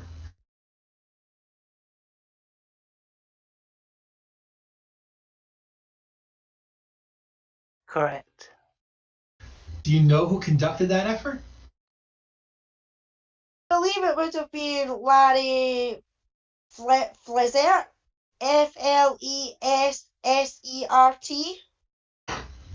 In what department? In what department of the Department of Justice does he work? He's with the Division of Criminal Investigation. Mr. Glenn, not the crime lab. No, it was not the crime lab. It was not the crime lab? No. Okay. In the next paragraph, Dvorak tells you several times that she believes, well, first of all, she tells you she's not friends with Stephen Avery at all. Correct. And that she believes him to be a dirty man. Correct. And that his house was also dirty. Correct. And this is not just casual. She has animus towards Stephen Avery when she's telling you this. Mr. Covelli, objection, form of the question. Is that correct? She was making statements that she believed. Well, as one human being to another. Well, Did you believe she had animosity towards Stephen Avery? Yes. Okay. 2 more paragraphs down, you asked her when Avery became a suspect for the assault. Do you see that? Yes. And she says that she and the detectives had gone through the initial interview with Birdston, and Birdston had provided a physical description of her assailant. See that? Yes. Did she identify who the detectives were? No, she did not.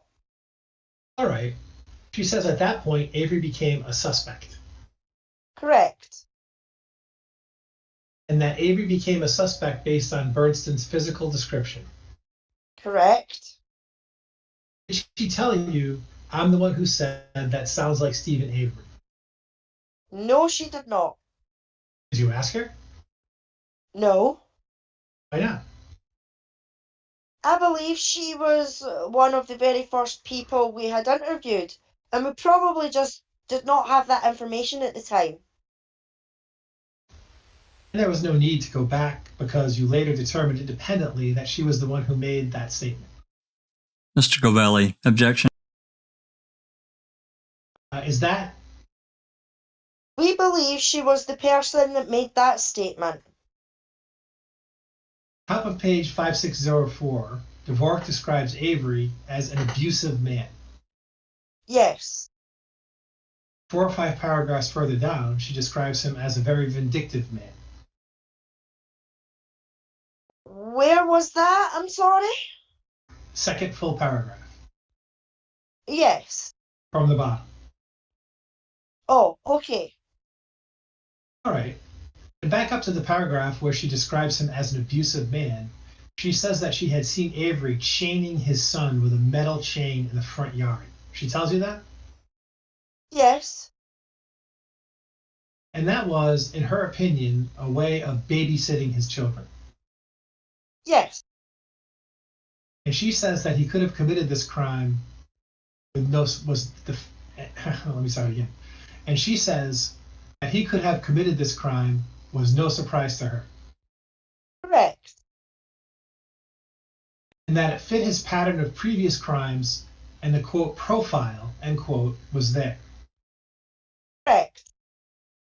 Did you pursue that issue with her? What previous crimes and what profile is she talking about? No. Dvorak lived across the street from Avery, so she was able to observe these things that she was telling you about. Correct. And did you have any conversation with her at the time about the locale of Ramona Marcel, another neighbor of theirs? No. Did you know about Ramona Marcel at the time? No. Did you know that Ramona Marcel had presented at 12:15 in the morning of July 30th the possibility to Judy Dvorak that Stephen Avery had engaged in sexual abuse of a child in Marinette County? No. At the time you interviewed Dvorak, did you know the locale in the neighborhood that encompassed Dvorak and Stephen Avery or of Sandra Morris? No. I want to pause just 1 second, Big Jeff, everyone. Okay, This sure. interview about Ramona Marcel, we need to be clear about that. It was a lie. Dvorak made all that up. That came out, of course, Right. months later.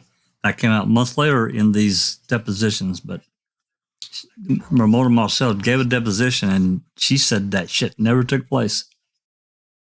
That's right. So I wanted to clear that up before we continued. Yep. So this is saying if the assault happened on July 29th, right? Avery was already in jail by July 30th. So what was Ramona Marcel doing July 30th anyway, right? Catnip says vindictive. I think someone is projecting. I think you're right. Oh, shit. Okay, would you go to page 5605, please? This is an interview conducted by you and Amy Lehman of Leo Jadowski. Yes. And Jadowski had been working as a detective in July of 1985 in the Sheriff's Department. Yes. He told you he did not have anything to do with the investigation of the Bernstein assault. Correct. But he had a good friend who was one of the lead investigators.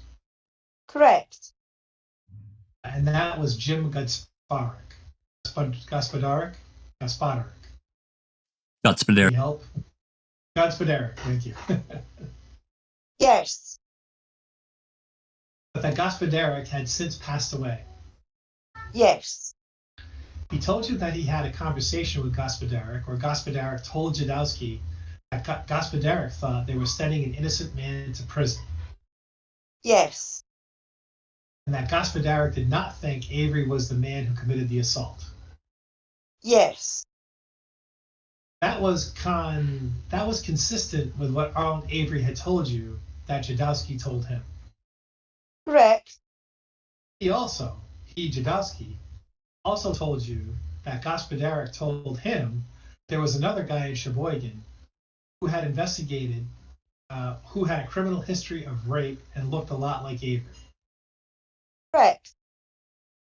Had you run into that from other witnesses when you conducted your review? People who told you they thought there was another suspect in the Sheboygan area who looked like Avery? Yes.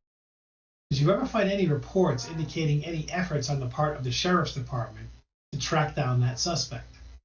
No. On the next page, 5606, Jadowski describes Judowski describes to you Gospodarek being a person who just made the rank of detective and was not going to do anything to, quote, buck the system, end quote. Correct. What was that about? What would the bucking of the system have been? Mr. Govelli, objection, calls for speculation, no foundation. If you know. Same objection. My thoughts would be that, you know, if he were told that this is what we're going to do, that is what he was going to do, as far as an investigation went. Ooh, right, there's the right. She just gave up the ghost there, all that there, right? Yep. And was he told that by Kasurik?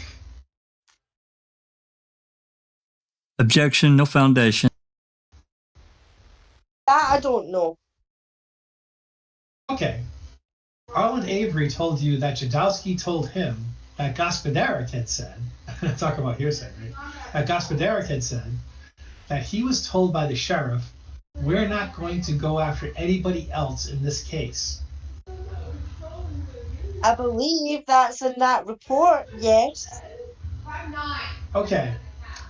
Is there any other person that you would think, based on your investigation, would have told Gospodarek, we're not going after anybody else that would cause Gospodarek to conclude, I'm not going to buck the system? Objection. Could have been. Could have been. Who else could have been, right? I mean, who else could it be than Kasurik? Objection. Form of the question calls for speculation, no foundation. Mr. Finkelmeyer, I'm not sure what the question is now. Can you just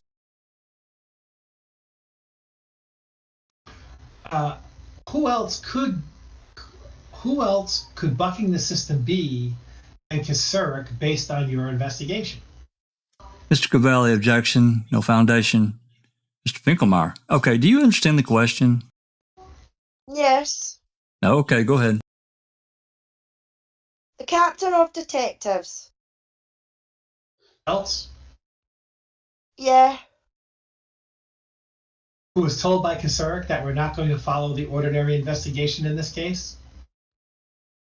Well, I'm... Objection. Objection. Form of the question. You can answer.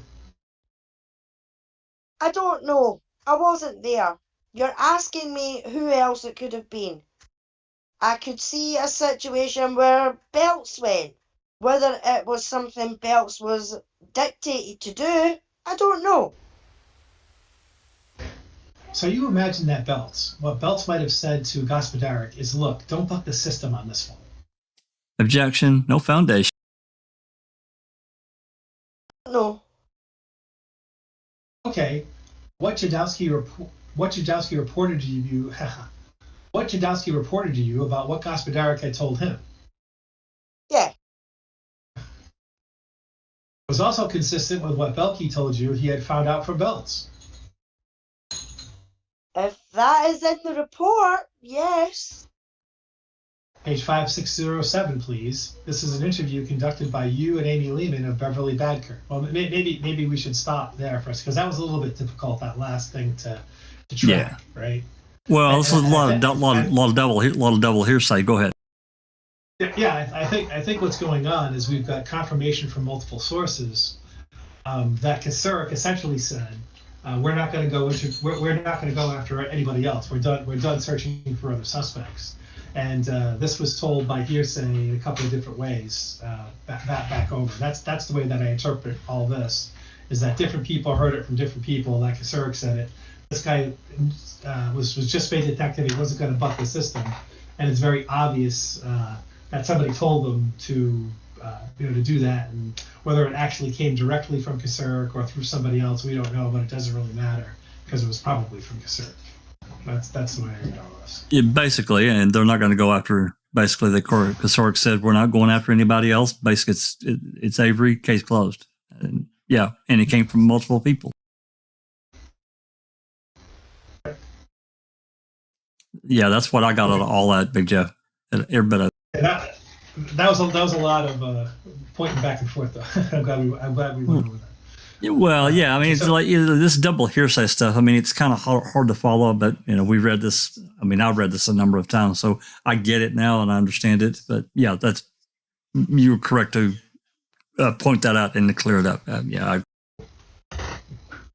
So, continuing from line 4, page 5607, please. This is an interview conducted by you and Amy Lehman of Beverly Badker. I'm sorry, of Jill Mertens. Yep. Mertens told you that at the time that this assault occurred, she thought Gregory Allen was the person who had done it. Do you have a specific paragraph and line that you're referring to, Counsel? I mean, I can't see where she had concerns about whether or not it was Mr. Avery. All right, if you go to the third full paragraph on page 5608. Okay. Did she tell you that she thought Gregory Allen might have committed the crime at the time? Yes. And that she knew of Allen through her work in the district attorney's office? Yes. And she believed that Allen might have come to the DA's office at one time? Correct. Now, if you go back to the bottom of page 5607 and over to the top of 5608, Mertens discussed this with Beverly Badker and Brenda Peterson. Correct. And back to 5608, the third full paragraph at the end, Mertens described Allen as someone who is hot-headed, quick-tempered, and who has the ability to be extremely violent. Correct.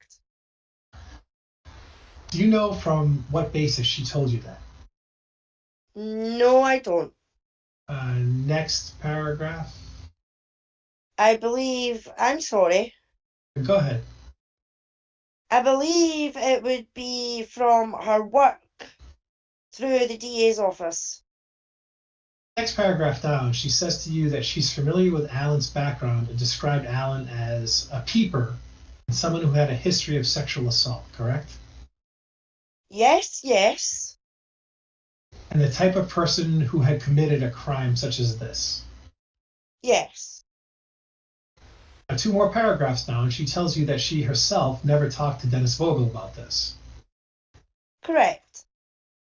But she thinks Badker or Peterson may have. Correct. And 1 more paragraph down, Mertens tells you that she has a sense that there was a sense of urgency to get the case done very quickly. Correct. And it was her impression that the victim was someone well known in the community and someone of status. Correct. Would you go to page 5609, please? Okay. This is your interview of Mr. Bergner, is that right? Yes. And this took place on the 2nd of October. Yes. And Bergner tells you that in July of '85, he was working as a detective for the police department. Correct. And that the jurisdictions were territorial at the time and did not like to share information or contact other agencies regarding investigations that they were working on. Correct. Did Bergner make any statement about whether he was whether he personally was territorial about such cases? No, he did not. And you had prior knowledge when you spoke with him that Detective Larry Conrad of the Manitowoc County Sheriff's Department had provided him information in 1983 about Gregory Allen's prior history in North Carolina.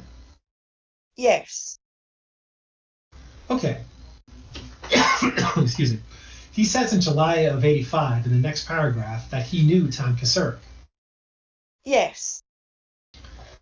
And then he says he remembers going to the Sheriff's Department and meeting with this Kasurek to discuss the Bernston assault case. Yes. He tells you he couldn't remember why. Correct.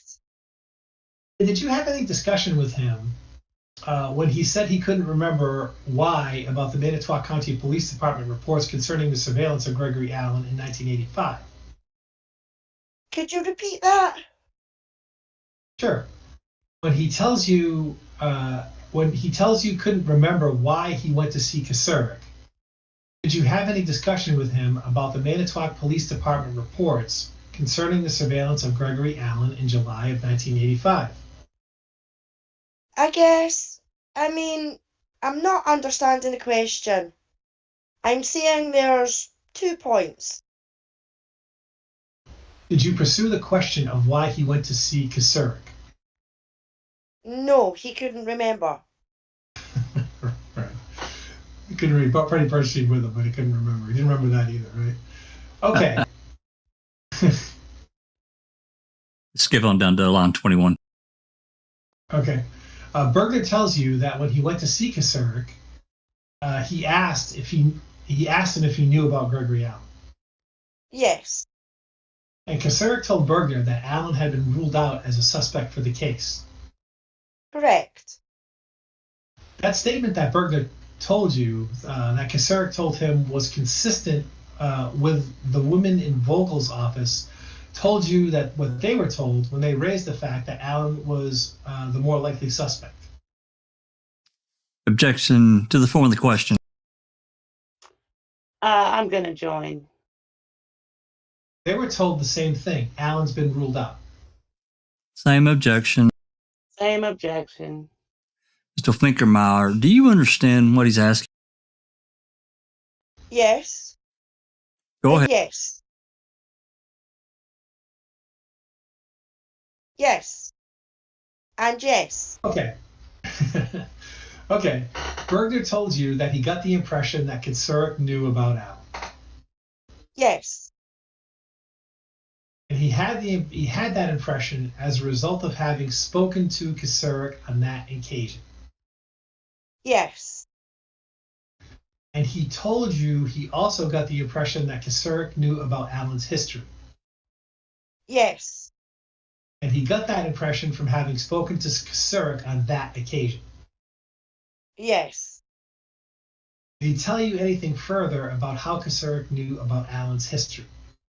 No. Did you ask him anything further about how Kasurek knew about Allen's history? No. In the following paragraph, Berger tells you that he believes Allen should be considered as a suspect for the Bernstein assault because it is believed that Allen was involved in other sexual assaults around the same time. Correct. Did Berger tell you that he had a discussion with Kasurek that Allen was involved in other sexual assaults around the same time? No, he did not. You don't know whether or not he discussed that with Kasurek. No, I don't. Yeah, right. As if he didn't, right? All right. Berger told you that Allen was a suspect in an attempted sexual assault on July 14th, 1985 in Manitowoc. Yes. Do you know whether or not Berger discussed with Kasurek that Allen was a suspect in an attempted sexual assault on July 14th, 1985? No, I do not. Berger told you that Allen was not charged with the sexual assault because there wasn't enough evidence to charge Allen. Correct. That's Mr. 15 days before he attacked Penny. That's right. Good point. Mr. Cabelli, you're talking about the July 14th, 1985. Objection to the form of the question, vague and indefinite as to what you're referring to. Okay. In the conversation that you had with Berger respecting the sexual assault which occurred on July 14th, 1985 in Manitowoc, did Berger tell you that Allen was not charged in that sexual assault because there was not enough evidence to charge Allen? Yes. Did he tell you what district attorney made the decision to not charge Allen? No, he did not. I'm going to object to the form of the question. Did Berger tell you that he believed that Allen was the guy who committed the July 14th, 1985 assault? Yes, he thought he was. Okay. Did Allen tell you that he was frustrated about the decision not to charge? Did Berger tell you? Okay. That he was frustrated about the decision not to charge Allen because he believed Allen was the guy who committed the assault on July 14th? I think that's possible that he'd have said that. Okay, but you don't remember But what you don't remember is any identification of anyone in the district attorney's office with whom Bergner was dealing in trying to get Allen charged. Correct. You took up the subject with Bergner of what you had been told by Penny Bernstein about getting that she had gotten a telephone call from somebody in the Manitowoc Police Department asking her whether or not she was confident that she had identified the right person. Right.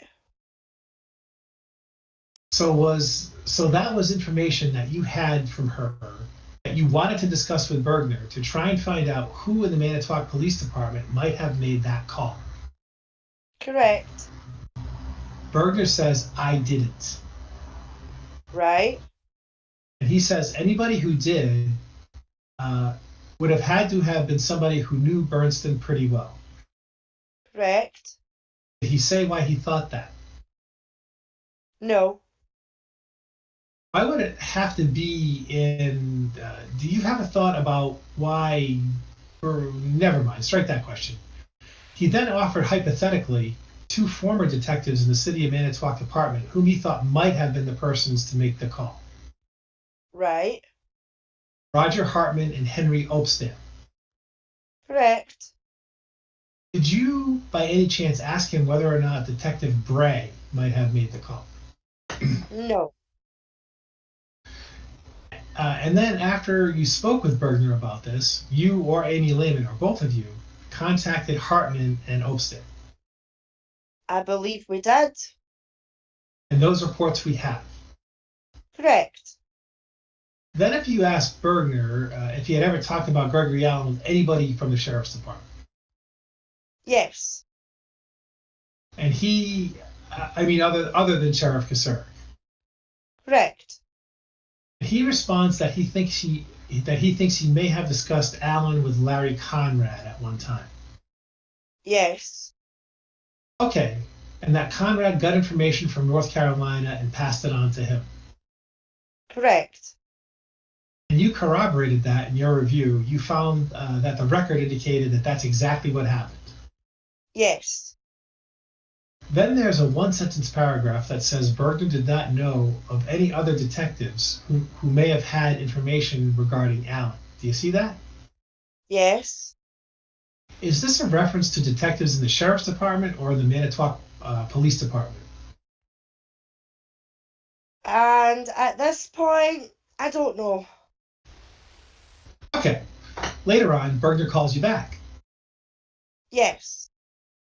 That day, after you concluded this interview with him. Yes. And he suggests that you contact Fitzgerald and Anderson. Yes. He tells you Fitzgerald is currently, at that time, working in the Vilas County DA's office, and Anderson was currently the district attorney in Kewaunee County. Yes. And he suggests that you contact Fitzgerald and Anderson because they were assistant DAs in Manitowoc County at the time, and they may have information regarding the Bernstein assault and the Avery arrest and conviction. Right. You contact Anderson, and she tells you, I wasn't working there then. Right. Did you contact Fitzgerald? Again, I don't recall. If you didn't, is there some, do you have some idea why not? No, I don't. Okay. Do you know or happen to know where Fitzgerald is now? No, I don't. Would you turn to pages 5611 and 5612? This is yours and Amy Lehman's interview of Larry Conrad, a detective who at the time had been in the Sheriff's Department. Yes. If you would go on to the second page, please. Okay. Conrad checked out a possible suspect, Gary Manthe, Yes. at the time. And he did so because he saw the composite drawing and thought that Manthe fit the composite drawing. Yes. Did Conrad tell you how he came to see the composite drawing? No, he did not. Do you have any impression from the interviews you conducted that copies were made of the composite drawing and spread around to detectives within the police department? Linda's Wow. Let's pause here for a minute. I want to make a couple of comments. Number one, that's a good fucking chuckle because that wouldn't surprise me that, the pencil has got a frame of his frame job, of their frame job. And he's really proud of it. And I would also like to know if Cachet had ever done any more composite drawings after the Avery case. I don't think he did, but whatever. Or sketches, whatever, tracing. But this Conrad, we've got some reports from him when Christina did the deep dive. We got some reports from him about some various other instances that we won't get into. And see, this is line 7. There was another one. I'm going to forget. I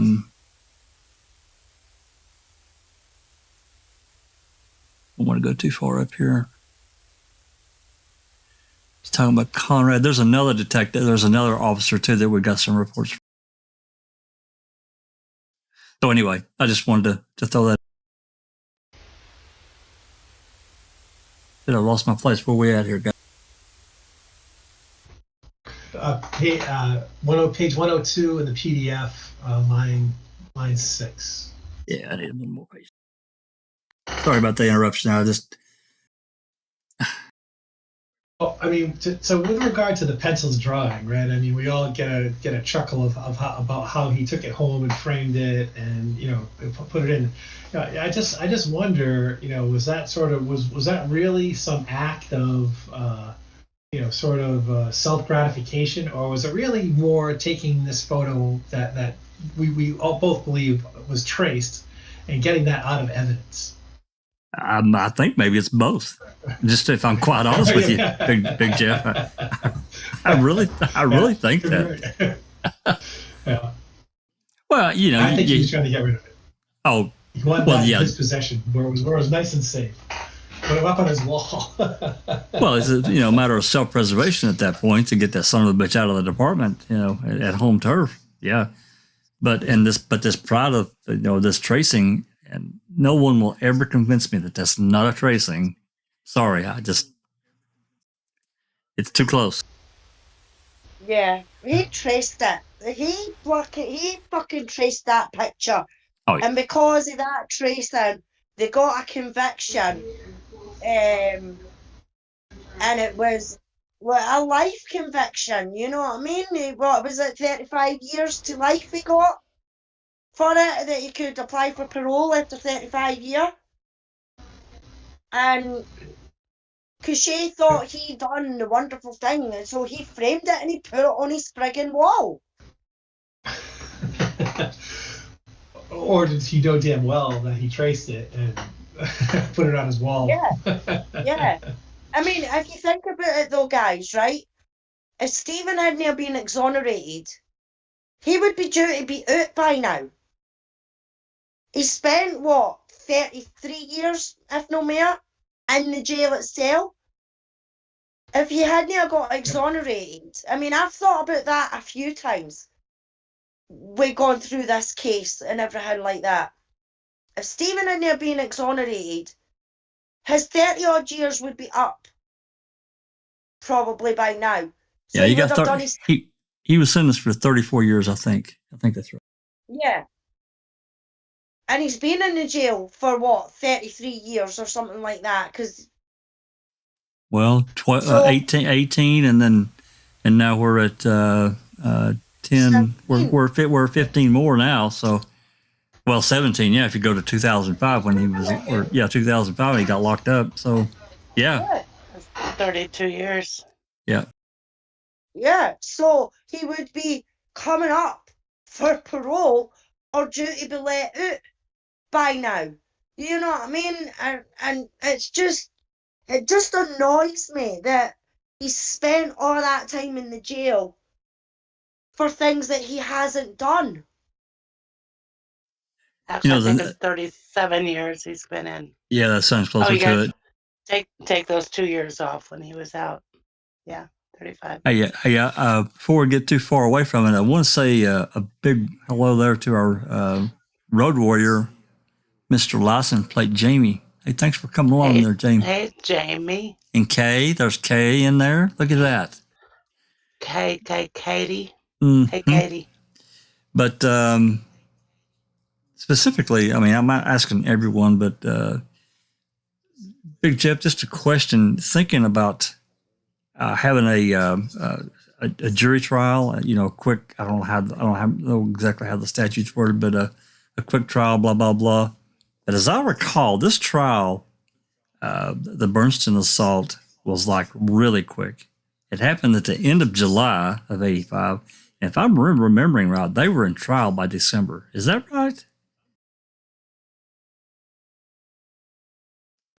Yeah, I don't remember the exact trial date. I think you're right, Jack. I'm pretty sure it was like 4 months. 4 months. Boom, they were in trial. Crazy. August, September, October, November.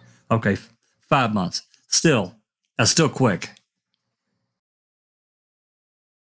Okay, that's what I thought.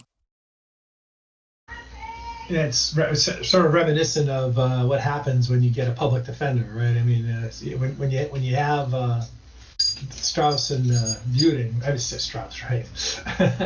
Buting and Strang, and you paid them $400,000, they're going to prepare a defense, and it's going to take them a year to do the defense, right? When you got a PD who's got other cases, you got to get this quick turnaround is because they're not having the time or the resources to be able to put together any meaningful defense. That's right. Depending on how quickly they can get discovery from, the prosecution and all that. I mean, it's all timing related, other trials going on and so forth. But I remember this was a really quick turnaround. I remember talking about this with probably Dr. Silkman. Can't remember, but yeah, Doc was in chat a wee while ago. I don't know if he's still there. Sure, I seen him pop up in chat a wee while ago. He told me that if he couldn't come, he would try to pop into chat. I know he had some other things he had to attend to this morning. So, yeah. So, okay. Let's see where we're at. Hey, we made it. 7. We made it almost 60 pages. If you guys want to read some more, it's really not that late for me. I don't know about you. I'm just going to just say this, Big Jeff. I mean, I know you got to work and all that. When you get ready to, you want to be done, just say so. It's all good, man. Yeah, about another half hour in me, I think. Sure. There you go. It's going very well. So okay. Absolutely. So let Alice respond to the question about whether or not copies were made and distributed on line 7. No. I'd like to take you to exhibit number 7, and in the summary of facts on the first page. In the 1, 2, 3, the fourth full sentence says, once the investigators were given a physical description, and while a composite was being created, Sheriff Tom Kasurik asked that the members of the Sheriff's Department put together a photo array. You see that? Yes. Does that sentence comport with the investigation that you conducted? Objection. The documents speak for themselves. I don't know if this was done while the composite was being created. Who made... Or if it was after. Who made the decision about putting forth this report, what actually happened based on the various DCI reports that you prepared? I don't know. I believe it might have been Jennifer Nashhold. I had no involvement in the writing or preparation of this document. So when this document went through its various drafts, drafts are the final before it was issued, we're not given to you to do kind of a run through and say, I agree or disagree with that. I may have seen one draft just before the final one. Were you asked to offer any responses to the draft that you saw? Well, I was asked to read it through, yes. By whom were you asked to do that? I'm assuming Jennifer. And when you asked to feedback to her if you had any concerns about any of the determinations that were made about what actually happened. I'm sure I was. Did you object to this description, for example? No. Did you object to any of the determinations that were made? I don't recall if I did or not. Of course Oh, you did. come on. Jesus Christ. Bullshit. Jesus. God. Yeah. What a liar, right? I mean, it's no wonder she was no fan of Stephen Avery because her lawyers made her look like an ass. Okay, in this sentence it says, Sheriff Tom Kasarik asked that members of the Sheriff's Department put together a photo array. Did you ever determine what members those were? No. Do you know whether or not Couchet was asked to put together the photo array? I don't know. Okay, if you would turn to the next page of Exhibit 7, in the section at the bottom entitled The Composite Drawing. Okay. It says, Deputy Couchet testified that before he did the drawing, a name was given to him as a suspect. And that name, you know, was Stephen Avery. Yes. And that was given to him by Dvorak. I know Dvorak made that statement. Whether he was there when the statement was made, I don't know. Well, if it did not come from Dvorak to him, who else was there and could have identified Avery as the person? If he wasn't there, I could totally see the possibility of him walking into the room and somebody saying, you know, Jody Dvorak says, or even somebody has commented, it sounds like Avery. For example, Kasarik could have told him. Yes. But anyone in the room could. It's been ID'd as Avery, right? Yes. Okay. It goes on and says he was told that they had a mugshot of the suspect. See that? Yes. Who's the they, if you know? I don't know. Okay. I'm reading this as. Oh, sorry. I'm reading this as this is. Was his testimony at a suppression hearing? Right.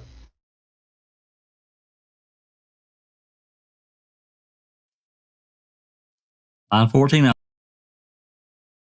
So, and I never saw anything from the suppression hearing. Okay. But the mugshot that they would have had that's referred to in this report is a mugshot of Avery. I would believe that, yes. All right. The last sentence on that page says the department has not uncovered any information challenging the integrity of the composite process. Oh my Do you see that? God. Yes. That's not true, is it? I don't know. Alan, Avery, told you that sick means I made a mistake here and I know it. Avery told you that Jadowski told him that Couchet saw Avery's mugshot before he drew the composite, didn't he?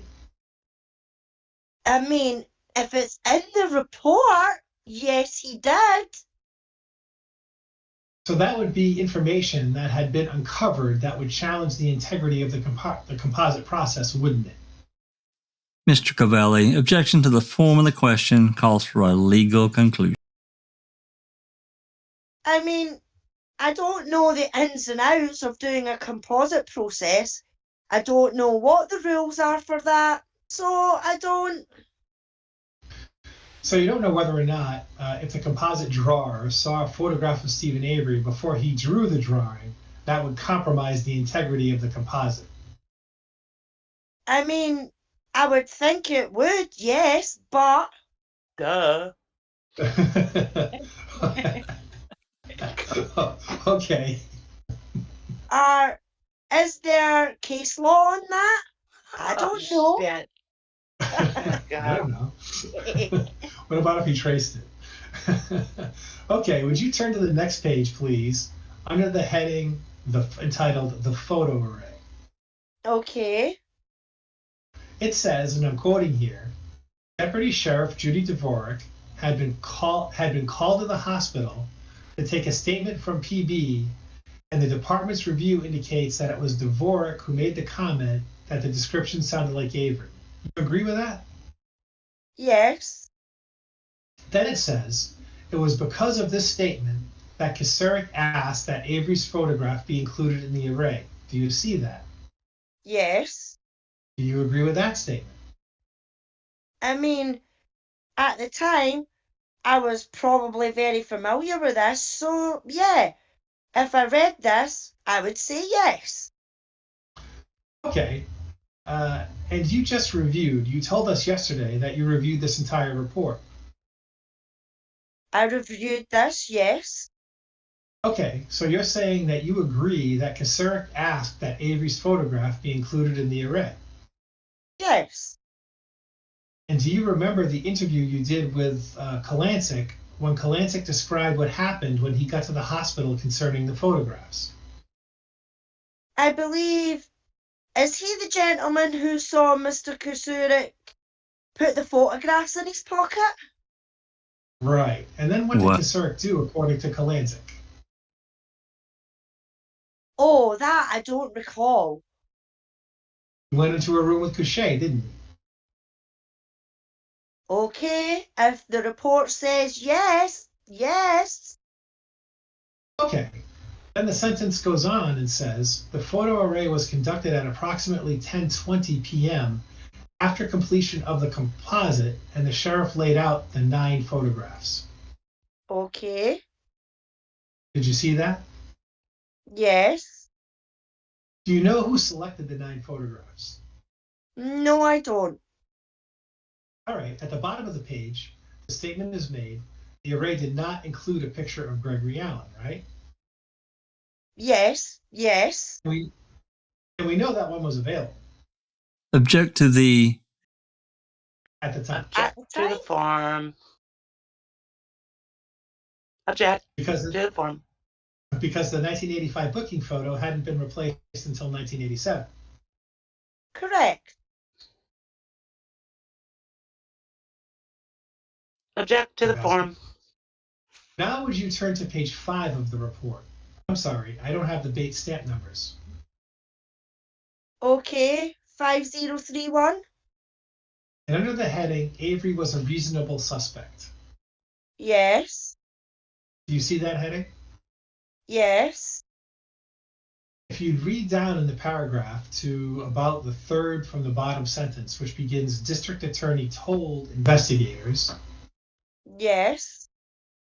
Here this report says, District Attorney Vogel told investigators that he assumed that the January incident involving Avery was sexually motivated. Do you see that? Yes. Actually, that's not what Vogel told you, is it? I believe it is. Vogel told you that it was sexually related. Oh, okay. Objection to the form. Where the fuck do they get the sexually related when he, drove Sandra Morris off the road? Exactly. They're just, it's stupid. But now I'm picking at related versus motivated. Exactly. It's just total bullshit. It is. He's trying to make this connection when there's none there. Sounds like Kratz, doesn't it? Training ground. Yeah. Okay. Line 25. He's covering his ass. Right. Line 25. Mr. Cavelli? Yeah. Objection to the. He did not tell you it was sexually motivated.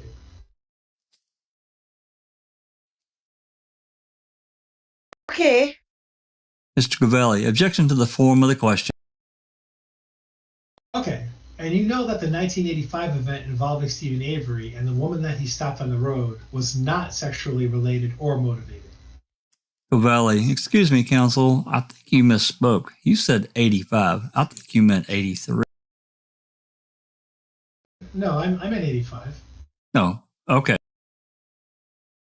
I'm going to object to the form. The incident we're talking about here is the endangerment charge Sure.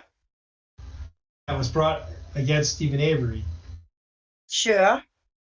running a woman off the road. Right. That was not a sexually motivated or sexually related incident, was it?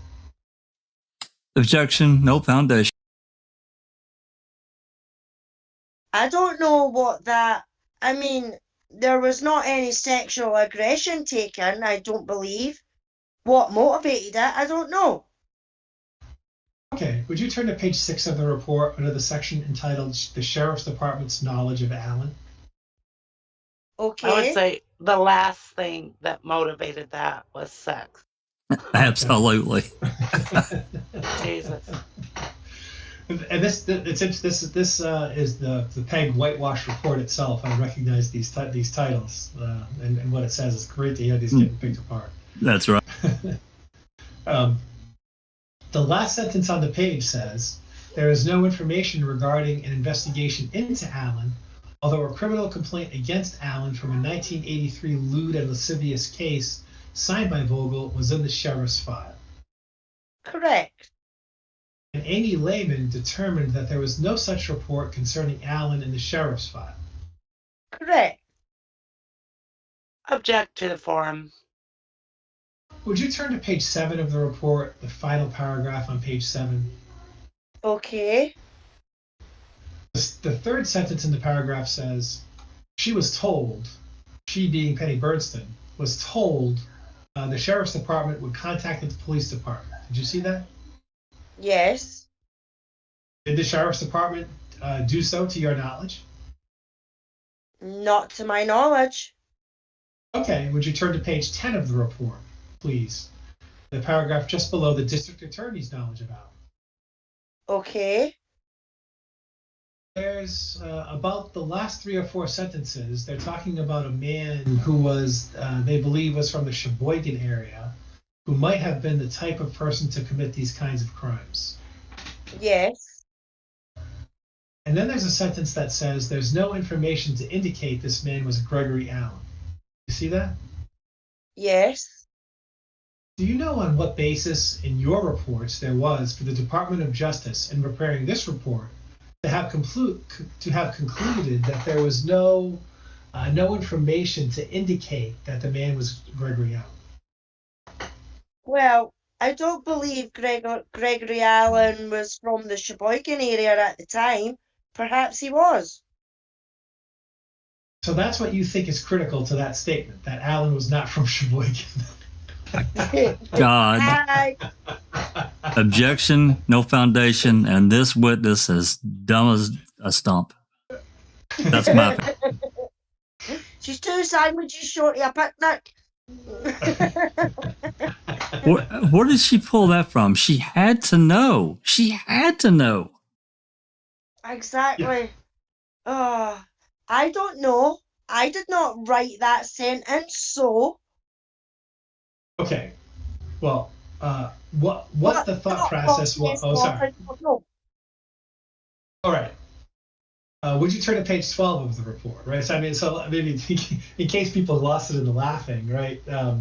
What are these horrific things that Gregory Allen committed? Said, oh man, this was committed by a man in the Sheboygan area. We know it was Allen ex post facto after all these years.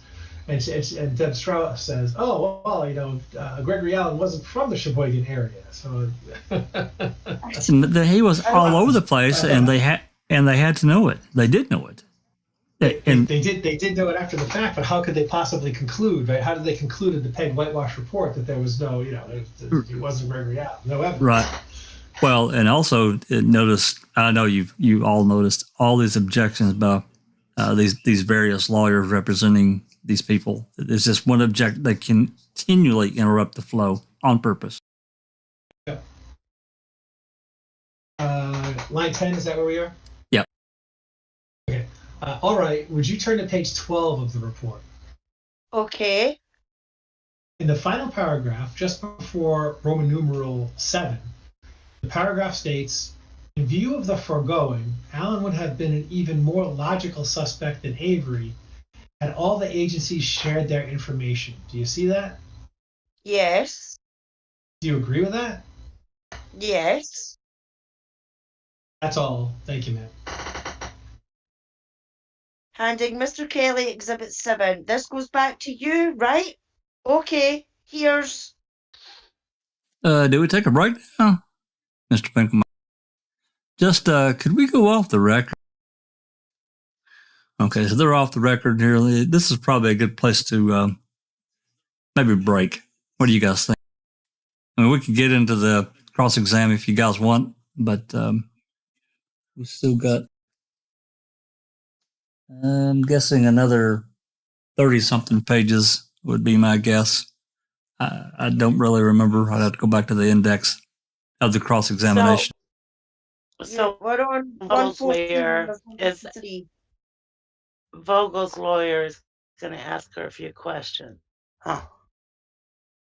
And That's I think it's very, very interesting what Vogel's lawyer's questions asked too, because as a, we won't do it tonight, but as a foreshadowing, I think he did it in the layman interview too. He goes into the fact that Avery wasn't really a very good match for the physical description. Right? And why is Vogel's lawyer asking Deb Strauss about the physical and Amy Lehman about the description of Avery given? And that wasn't really a good match, right? That's weird. Because Vogel was panicking. That's the answer to that question. Vogel was panicking, and he was trying to get his, he's trying to get, his. I'm not. It wasn't me. I mean, it was the police arrested the guy. I only prosecute the cases I'm given. Yeah. Right. So. Even though I'm told by everybody in my office that I got the wrong guy. Hey, would and you? I give the guy an alibi that's a lie. Would you guys mind if I played a recording one more time, just so we're, all in tune of who Deb Strauss is on November 4th, 2005? Would you guys mind? It's a minute and a half. No. Yeah, Please do. Oh.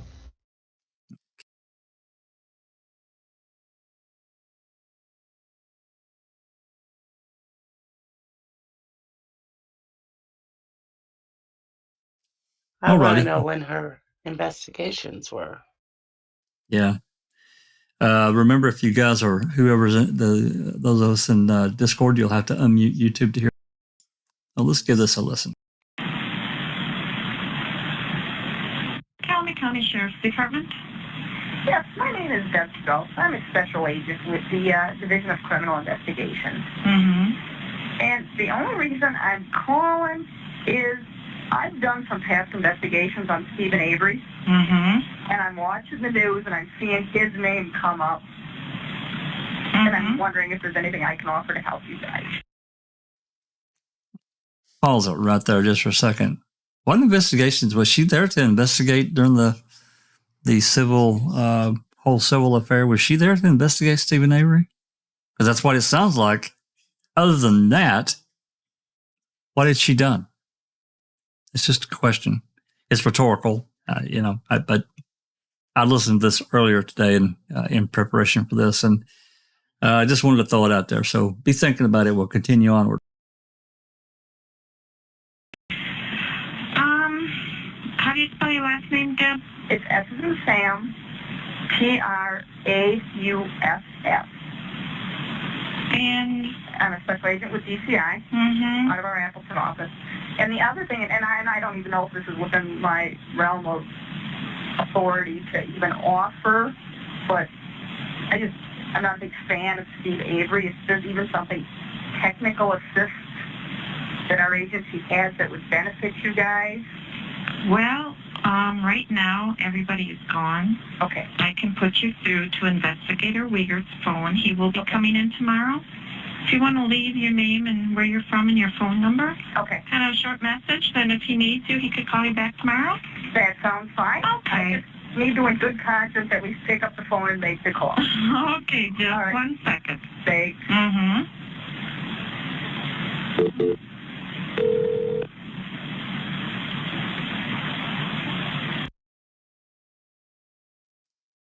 So there we go. A very telling call, in my opinion. It's my opinion only. I don't expect anyone to have to agree with me or whatever. No, I completely agree with you, Jack. she sees all this on the telly and she's like, oh, I want to get that bastard too. Hold on a wee minute. Here, I'm Deb Strauss. I don't like Stephen Avery, so I'll help you fucking set him up and put him away. Yeah, I mean, what the hell? I mean, she was on a civil case, but she's supposed to be investigating the sheriff's department, not Stephen Avery. Yeah. Yeah, it's ridiculous. I mean, she shouldn't even have been involved in the fucking thing in the first place. Well, that I totally agree with, because she was so deeply involved in the civil matter. She should not have been on this case at all. No, I mean, not even that, Jack. Her said, I don't like Avery anyway. I've got a dislike for Avery anyway, so I'm happy to help in any way I can. Yeah, yeah. It's just technical. It should have been dismissed. You know what I mean? It should have been. She shouldn't have even been contacted.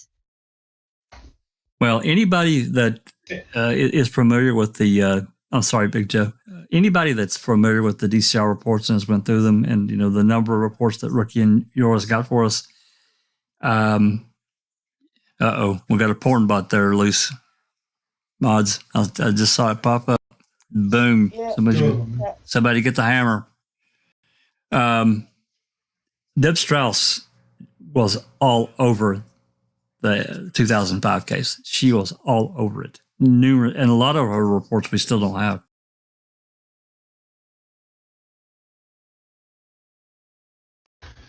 Kelly McCann asked in the chat, what involvement did she have with Stephen prior to this?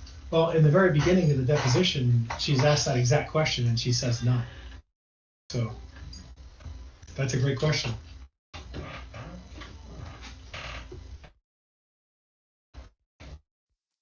Yeah, I got rid of that bot. Gone.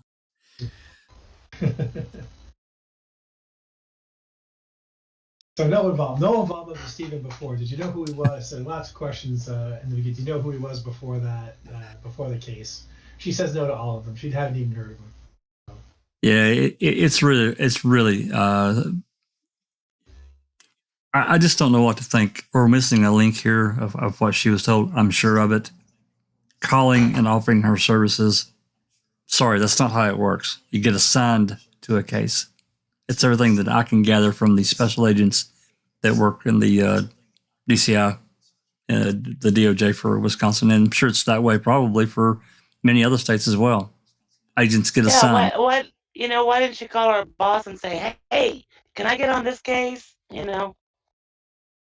It's weird that she called. It's very clean up aisle 4. Clean up aisle 4 is what you should have said. Yeah. Exactly. Yeah. So this is probably good. This is probably as good a place as any to break, and for next time we can start back up here. Yeah, Yoga for the Ageless is asking, did she know Judy Dvorak or Sandra Morris? She knew Dvorak. Well, yeah, she interviewed her, and Dvorak told her all that nasty stuff about Stephen. Yeah, I reckon she. Well, never mind. Well, I'm curious now. It got Kelly brought it up in his questioning. Dvorak was gone from the sheriff's department, and was she fired, or what happened to her? Yeah. And I don't think we know the answer to that question. Was Maybe because her for burning an she burned somebody's. That was Wendy Baldwin. I think that was Wendy and one other Jennifer Bass.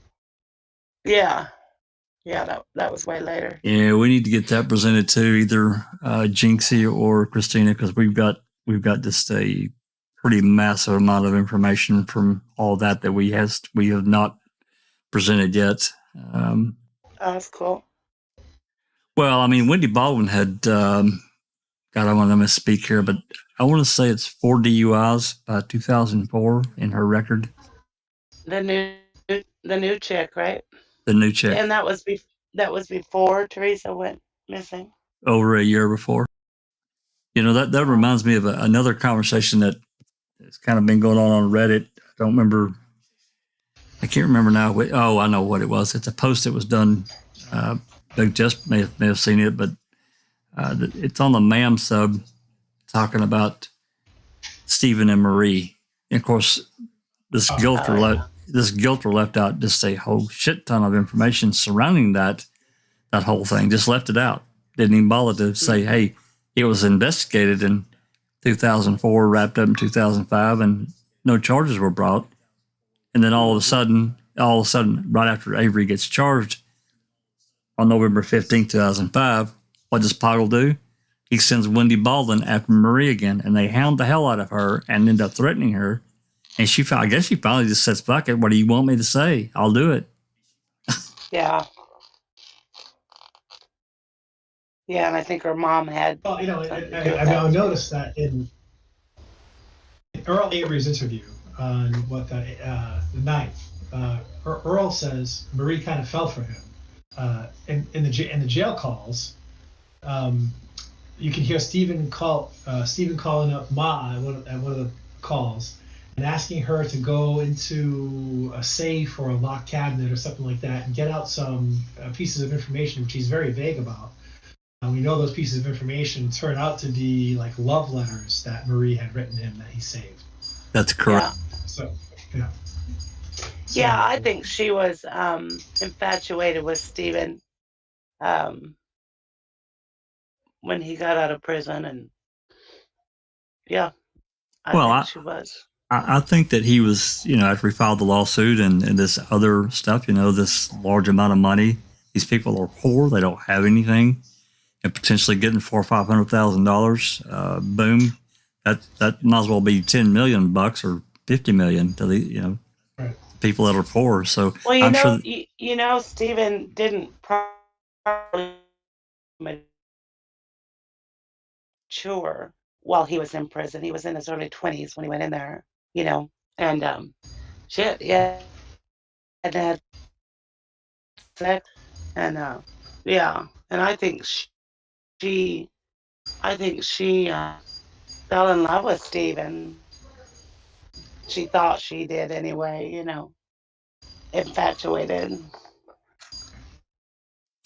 I mean, it's Stephen. I think they had sex. I think Stephen admitted it. Yeah, I think she was infatuated with him as well, Susan. And not only that, I think she was also maybe encouraged to go with Stephen because by Candy, get her hands in the pack. Get her hands in the pack. Maybe get her hands. Maybe by Earl, actually. Yeah, either one of them would be part of the picture, Susan, because he was coming into all this money, and I mean, I think the only one that Stephen would maybe have gave a handout to would have been his mum and dad. And he also would have had the money to buy outright the salvage yard. So she wasn't his niece. I mean, he didn't. By blood. He just met her. He never knew her. He wasn't a niece by blood. It wasn't incest. Or by sort of growing up, right? He had been in prison for 18 years. No. She's 17 years old, right. So he didn't really know her or grow up with her as a niece. There's a lot of words that apply here, right? That just got none of us would approve of this happening in any of our own families. But the word that you can't ignore here is consensual. Correct. Right. Say what you want about it, and you can say a lot of things that I'd agree with, but just don't say that it wasn't consensual. Right. Yeah, I have to agree.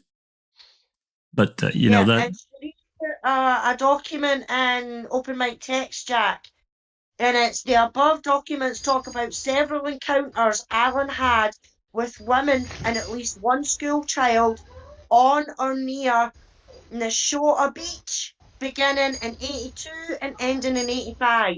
Yeah. Thank you, Sheree, for linking that. That's absolutely true. I'm sure I've read that one, and there's others too. But when I think of Gregory Allen, I just think monster because that's what the man was. But yeah. So for sure. All right, guys, it's right at 9 Eastern time, so I think that unless somebody has anything else they want to discuss, we break it here. And I can't tell you which night yet, but it's beginning. We're going to start diving into these Coburn documents, and we'll do the relevant parts, the stuff that's for trial testimony and that kind of stuff. That we're not going to present that if it's an exhibit or something. But there are some interesting things that we'll get to. It's going to take several lives to do it, I'm sure. But I'm interested to at this point now. I mean, I don't know everything there, but I'm really going to be interested to see if and when Judge Ludwig schedules a status conference, because again, I don't know. I don't see how Coburn can survive summary judgment. I just don't. Too much shit's happened. Well, I would think that's the next step, isn't it? The judge has to rule on that. Yes. Summary judgment. Yes, unless there's some other outstanding thing that I'm unaware of. But yeah, I think that's what's on the plate right now. Yeah. And he wants partial summary judgment, and the others want full summary judgment. Yeah, but he didn't have anything. I mean, he has absolutely nothing. He doesn't. I agree. I don't see it, Jeff. I don't either. I really don't. So, okay. Well, if there's nothing else, I don't see any questions in the chat, and so I'll get it scheduled. Either probably we may start tomorrow if I can swing it, and we can spend some time, or it could be Wednesday. I don't know. I'm just gonna have to take a look at the documents and see where we're at. But I'm always like, the sooner the better, because there's so many of them to get through. I'm thinking tomorrow, but we'll look and see. So, okay. Guys, anything else? Alice, Big Jeff? It's just the more we read it, it's good. I like this format of reading it and kind of discussing it as we go to kind of uncover what's in there. It just convinces me more and more, that Stephen had them over a barrel and they needed a whopper to get out of this. I also find it a little bit interesting that the order of the order of the depositions was going to be Vogel, Kasurek and then Vogel at the end, right? And you kind of think of them wanting to do it as saving the biggest fish for last. I would have been extremely nervous if I was Dennis Vogel, and they're saving me for last, and they're even doing Kasurek before me because they felt that, and he's individually named, remember, right? He's in his lawyer's Covelli. That it wouldn't surprise me. The more we read, the more we hear, we actually dig more deeply into what Covelli says. That Vogel might have been getting ready to flip, and if Vogel was getting ready to flip, boy, they really would have needed to do something, but quick. Oh, party would have been over completely, absolutely, and I agree with you. And it's just after reading all this about their investigation and the way the final report came out, it's just sickening. It is. And the lack of oversight. I mean, I think states probably should really ultimately have the right to, kind of rule themselves. But, when they go to the point of what they went to, it's, I don't know, to me, it's just too much. No, I mean, Peg's conclusion, she comes to this political-like conclusion that it was a big problem that the agencies didn't have direct means of communication to talk to each other, which is something that somebody like that can use as sort of a campaigning kind of point, right? It's just total bullshit. It's total bullshit. Yeah, exactly. I mean, they did talk to each other, for fuck's sake. It's right there. Well, yeah, and they, I know they had shared channels in their dispatch, and even I'm talking about radio dispatch, and also they had Bergner went straight to Kasurek, for God's sake. That's I mean, right. how is that not communicating? That's right. Jesus. With Penny. Yeah, with Penny. All righty, guys. Let's wrap this one up. I'd like to thank, number one, I'd like to thank Big Jeff for coming along and being a part. It's so good to have you. You're such a great researcher and really sharp mind. And man, it's just good. That's all I got to tell you, man. Jack, it's great to be here. It's a lot of fun. You're a great researcher too, and you're the hardest working guy on YouTube. So it's a pleasure that you can make the time for me. Absolutely, and we're going to make more. I think in this lull time, because that's where we're at. We have to, even if it's a repeat, and people are like, well, we already heard that. Well, we've covered this too. I've read stuff, way back in 2016 when we started getting things, and I'll read it now, and it's different.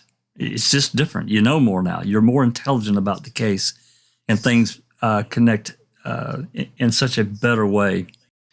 So anyway, and I also like to thank. It's always good to go back on things and that as well, because there's a lot of new members and things like that are joining us as well. And That's some right. of them might not be as clued up as like the rest of us who have been on it 5 years and 3 years and things like that. So it is good to go back and read the older stuff, because not only that, I mean, how many times do you watch Ma'am over and over and you pick up wee bits and things like that you didn't pick up Every time I've watched it. Absolutely agree. Yeah, so it's the same with the documents and everything like that. And because sometimes we are so invested in reading it and getting it out, and like, so that the streams aren't going on for like 6 hours and things like that with the documents, going back over them, even though we've done them all, we always pick up on wee things, like we did there with the Vogel and that, Fallon and that being in the interview. You know what I mean? It's like, I've read this document and that before, but I didn't really pick up on that they were in the fucking interview, you know? So it's always good to take a few steps backwards sometimes and refresh, That's right. And there are new people that is, part of the other point of the new people have come along and gotten really interested in the case and want to do a deeper dive as we have. So it is a good point to do that. So, I'd kind of be remiss with that because we didn't really do anything for October 31st in honor of Teresa. We did a little something on, for paused for a few seconds, to think about her and the loss of her life, whatever day it was. I don't necessarily think that she was necessarily killed on the 31st of October, but certainly within that time frame, within the next few days. And this case is about her too. We talk about all these other people, but this is really about her life and the loss of her life, however that happened. So. And the justice that she hasn't got, Jack. I mean, that's right. The whole point.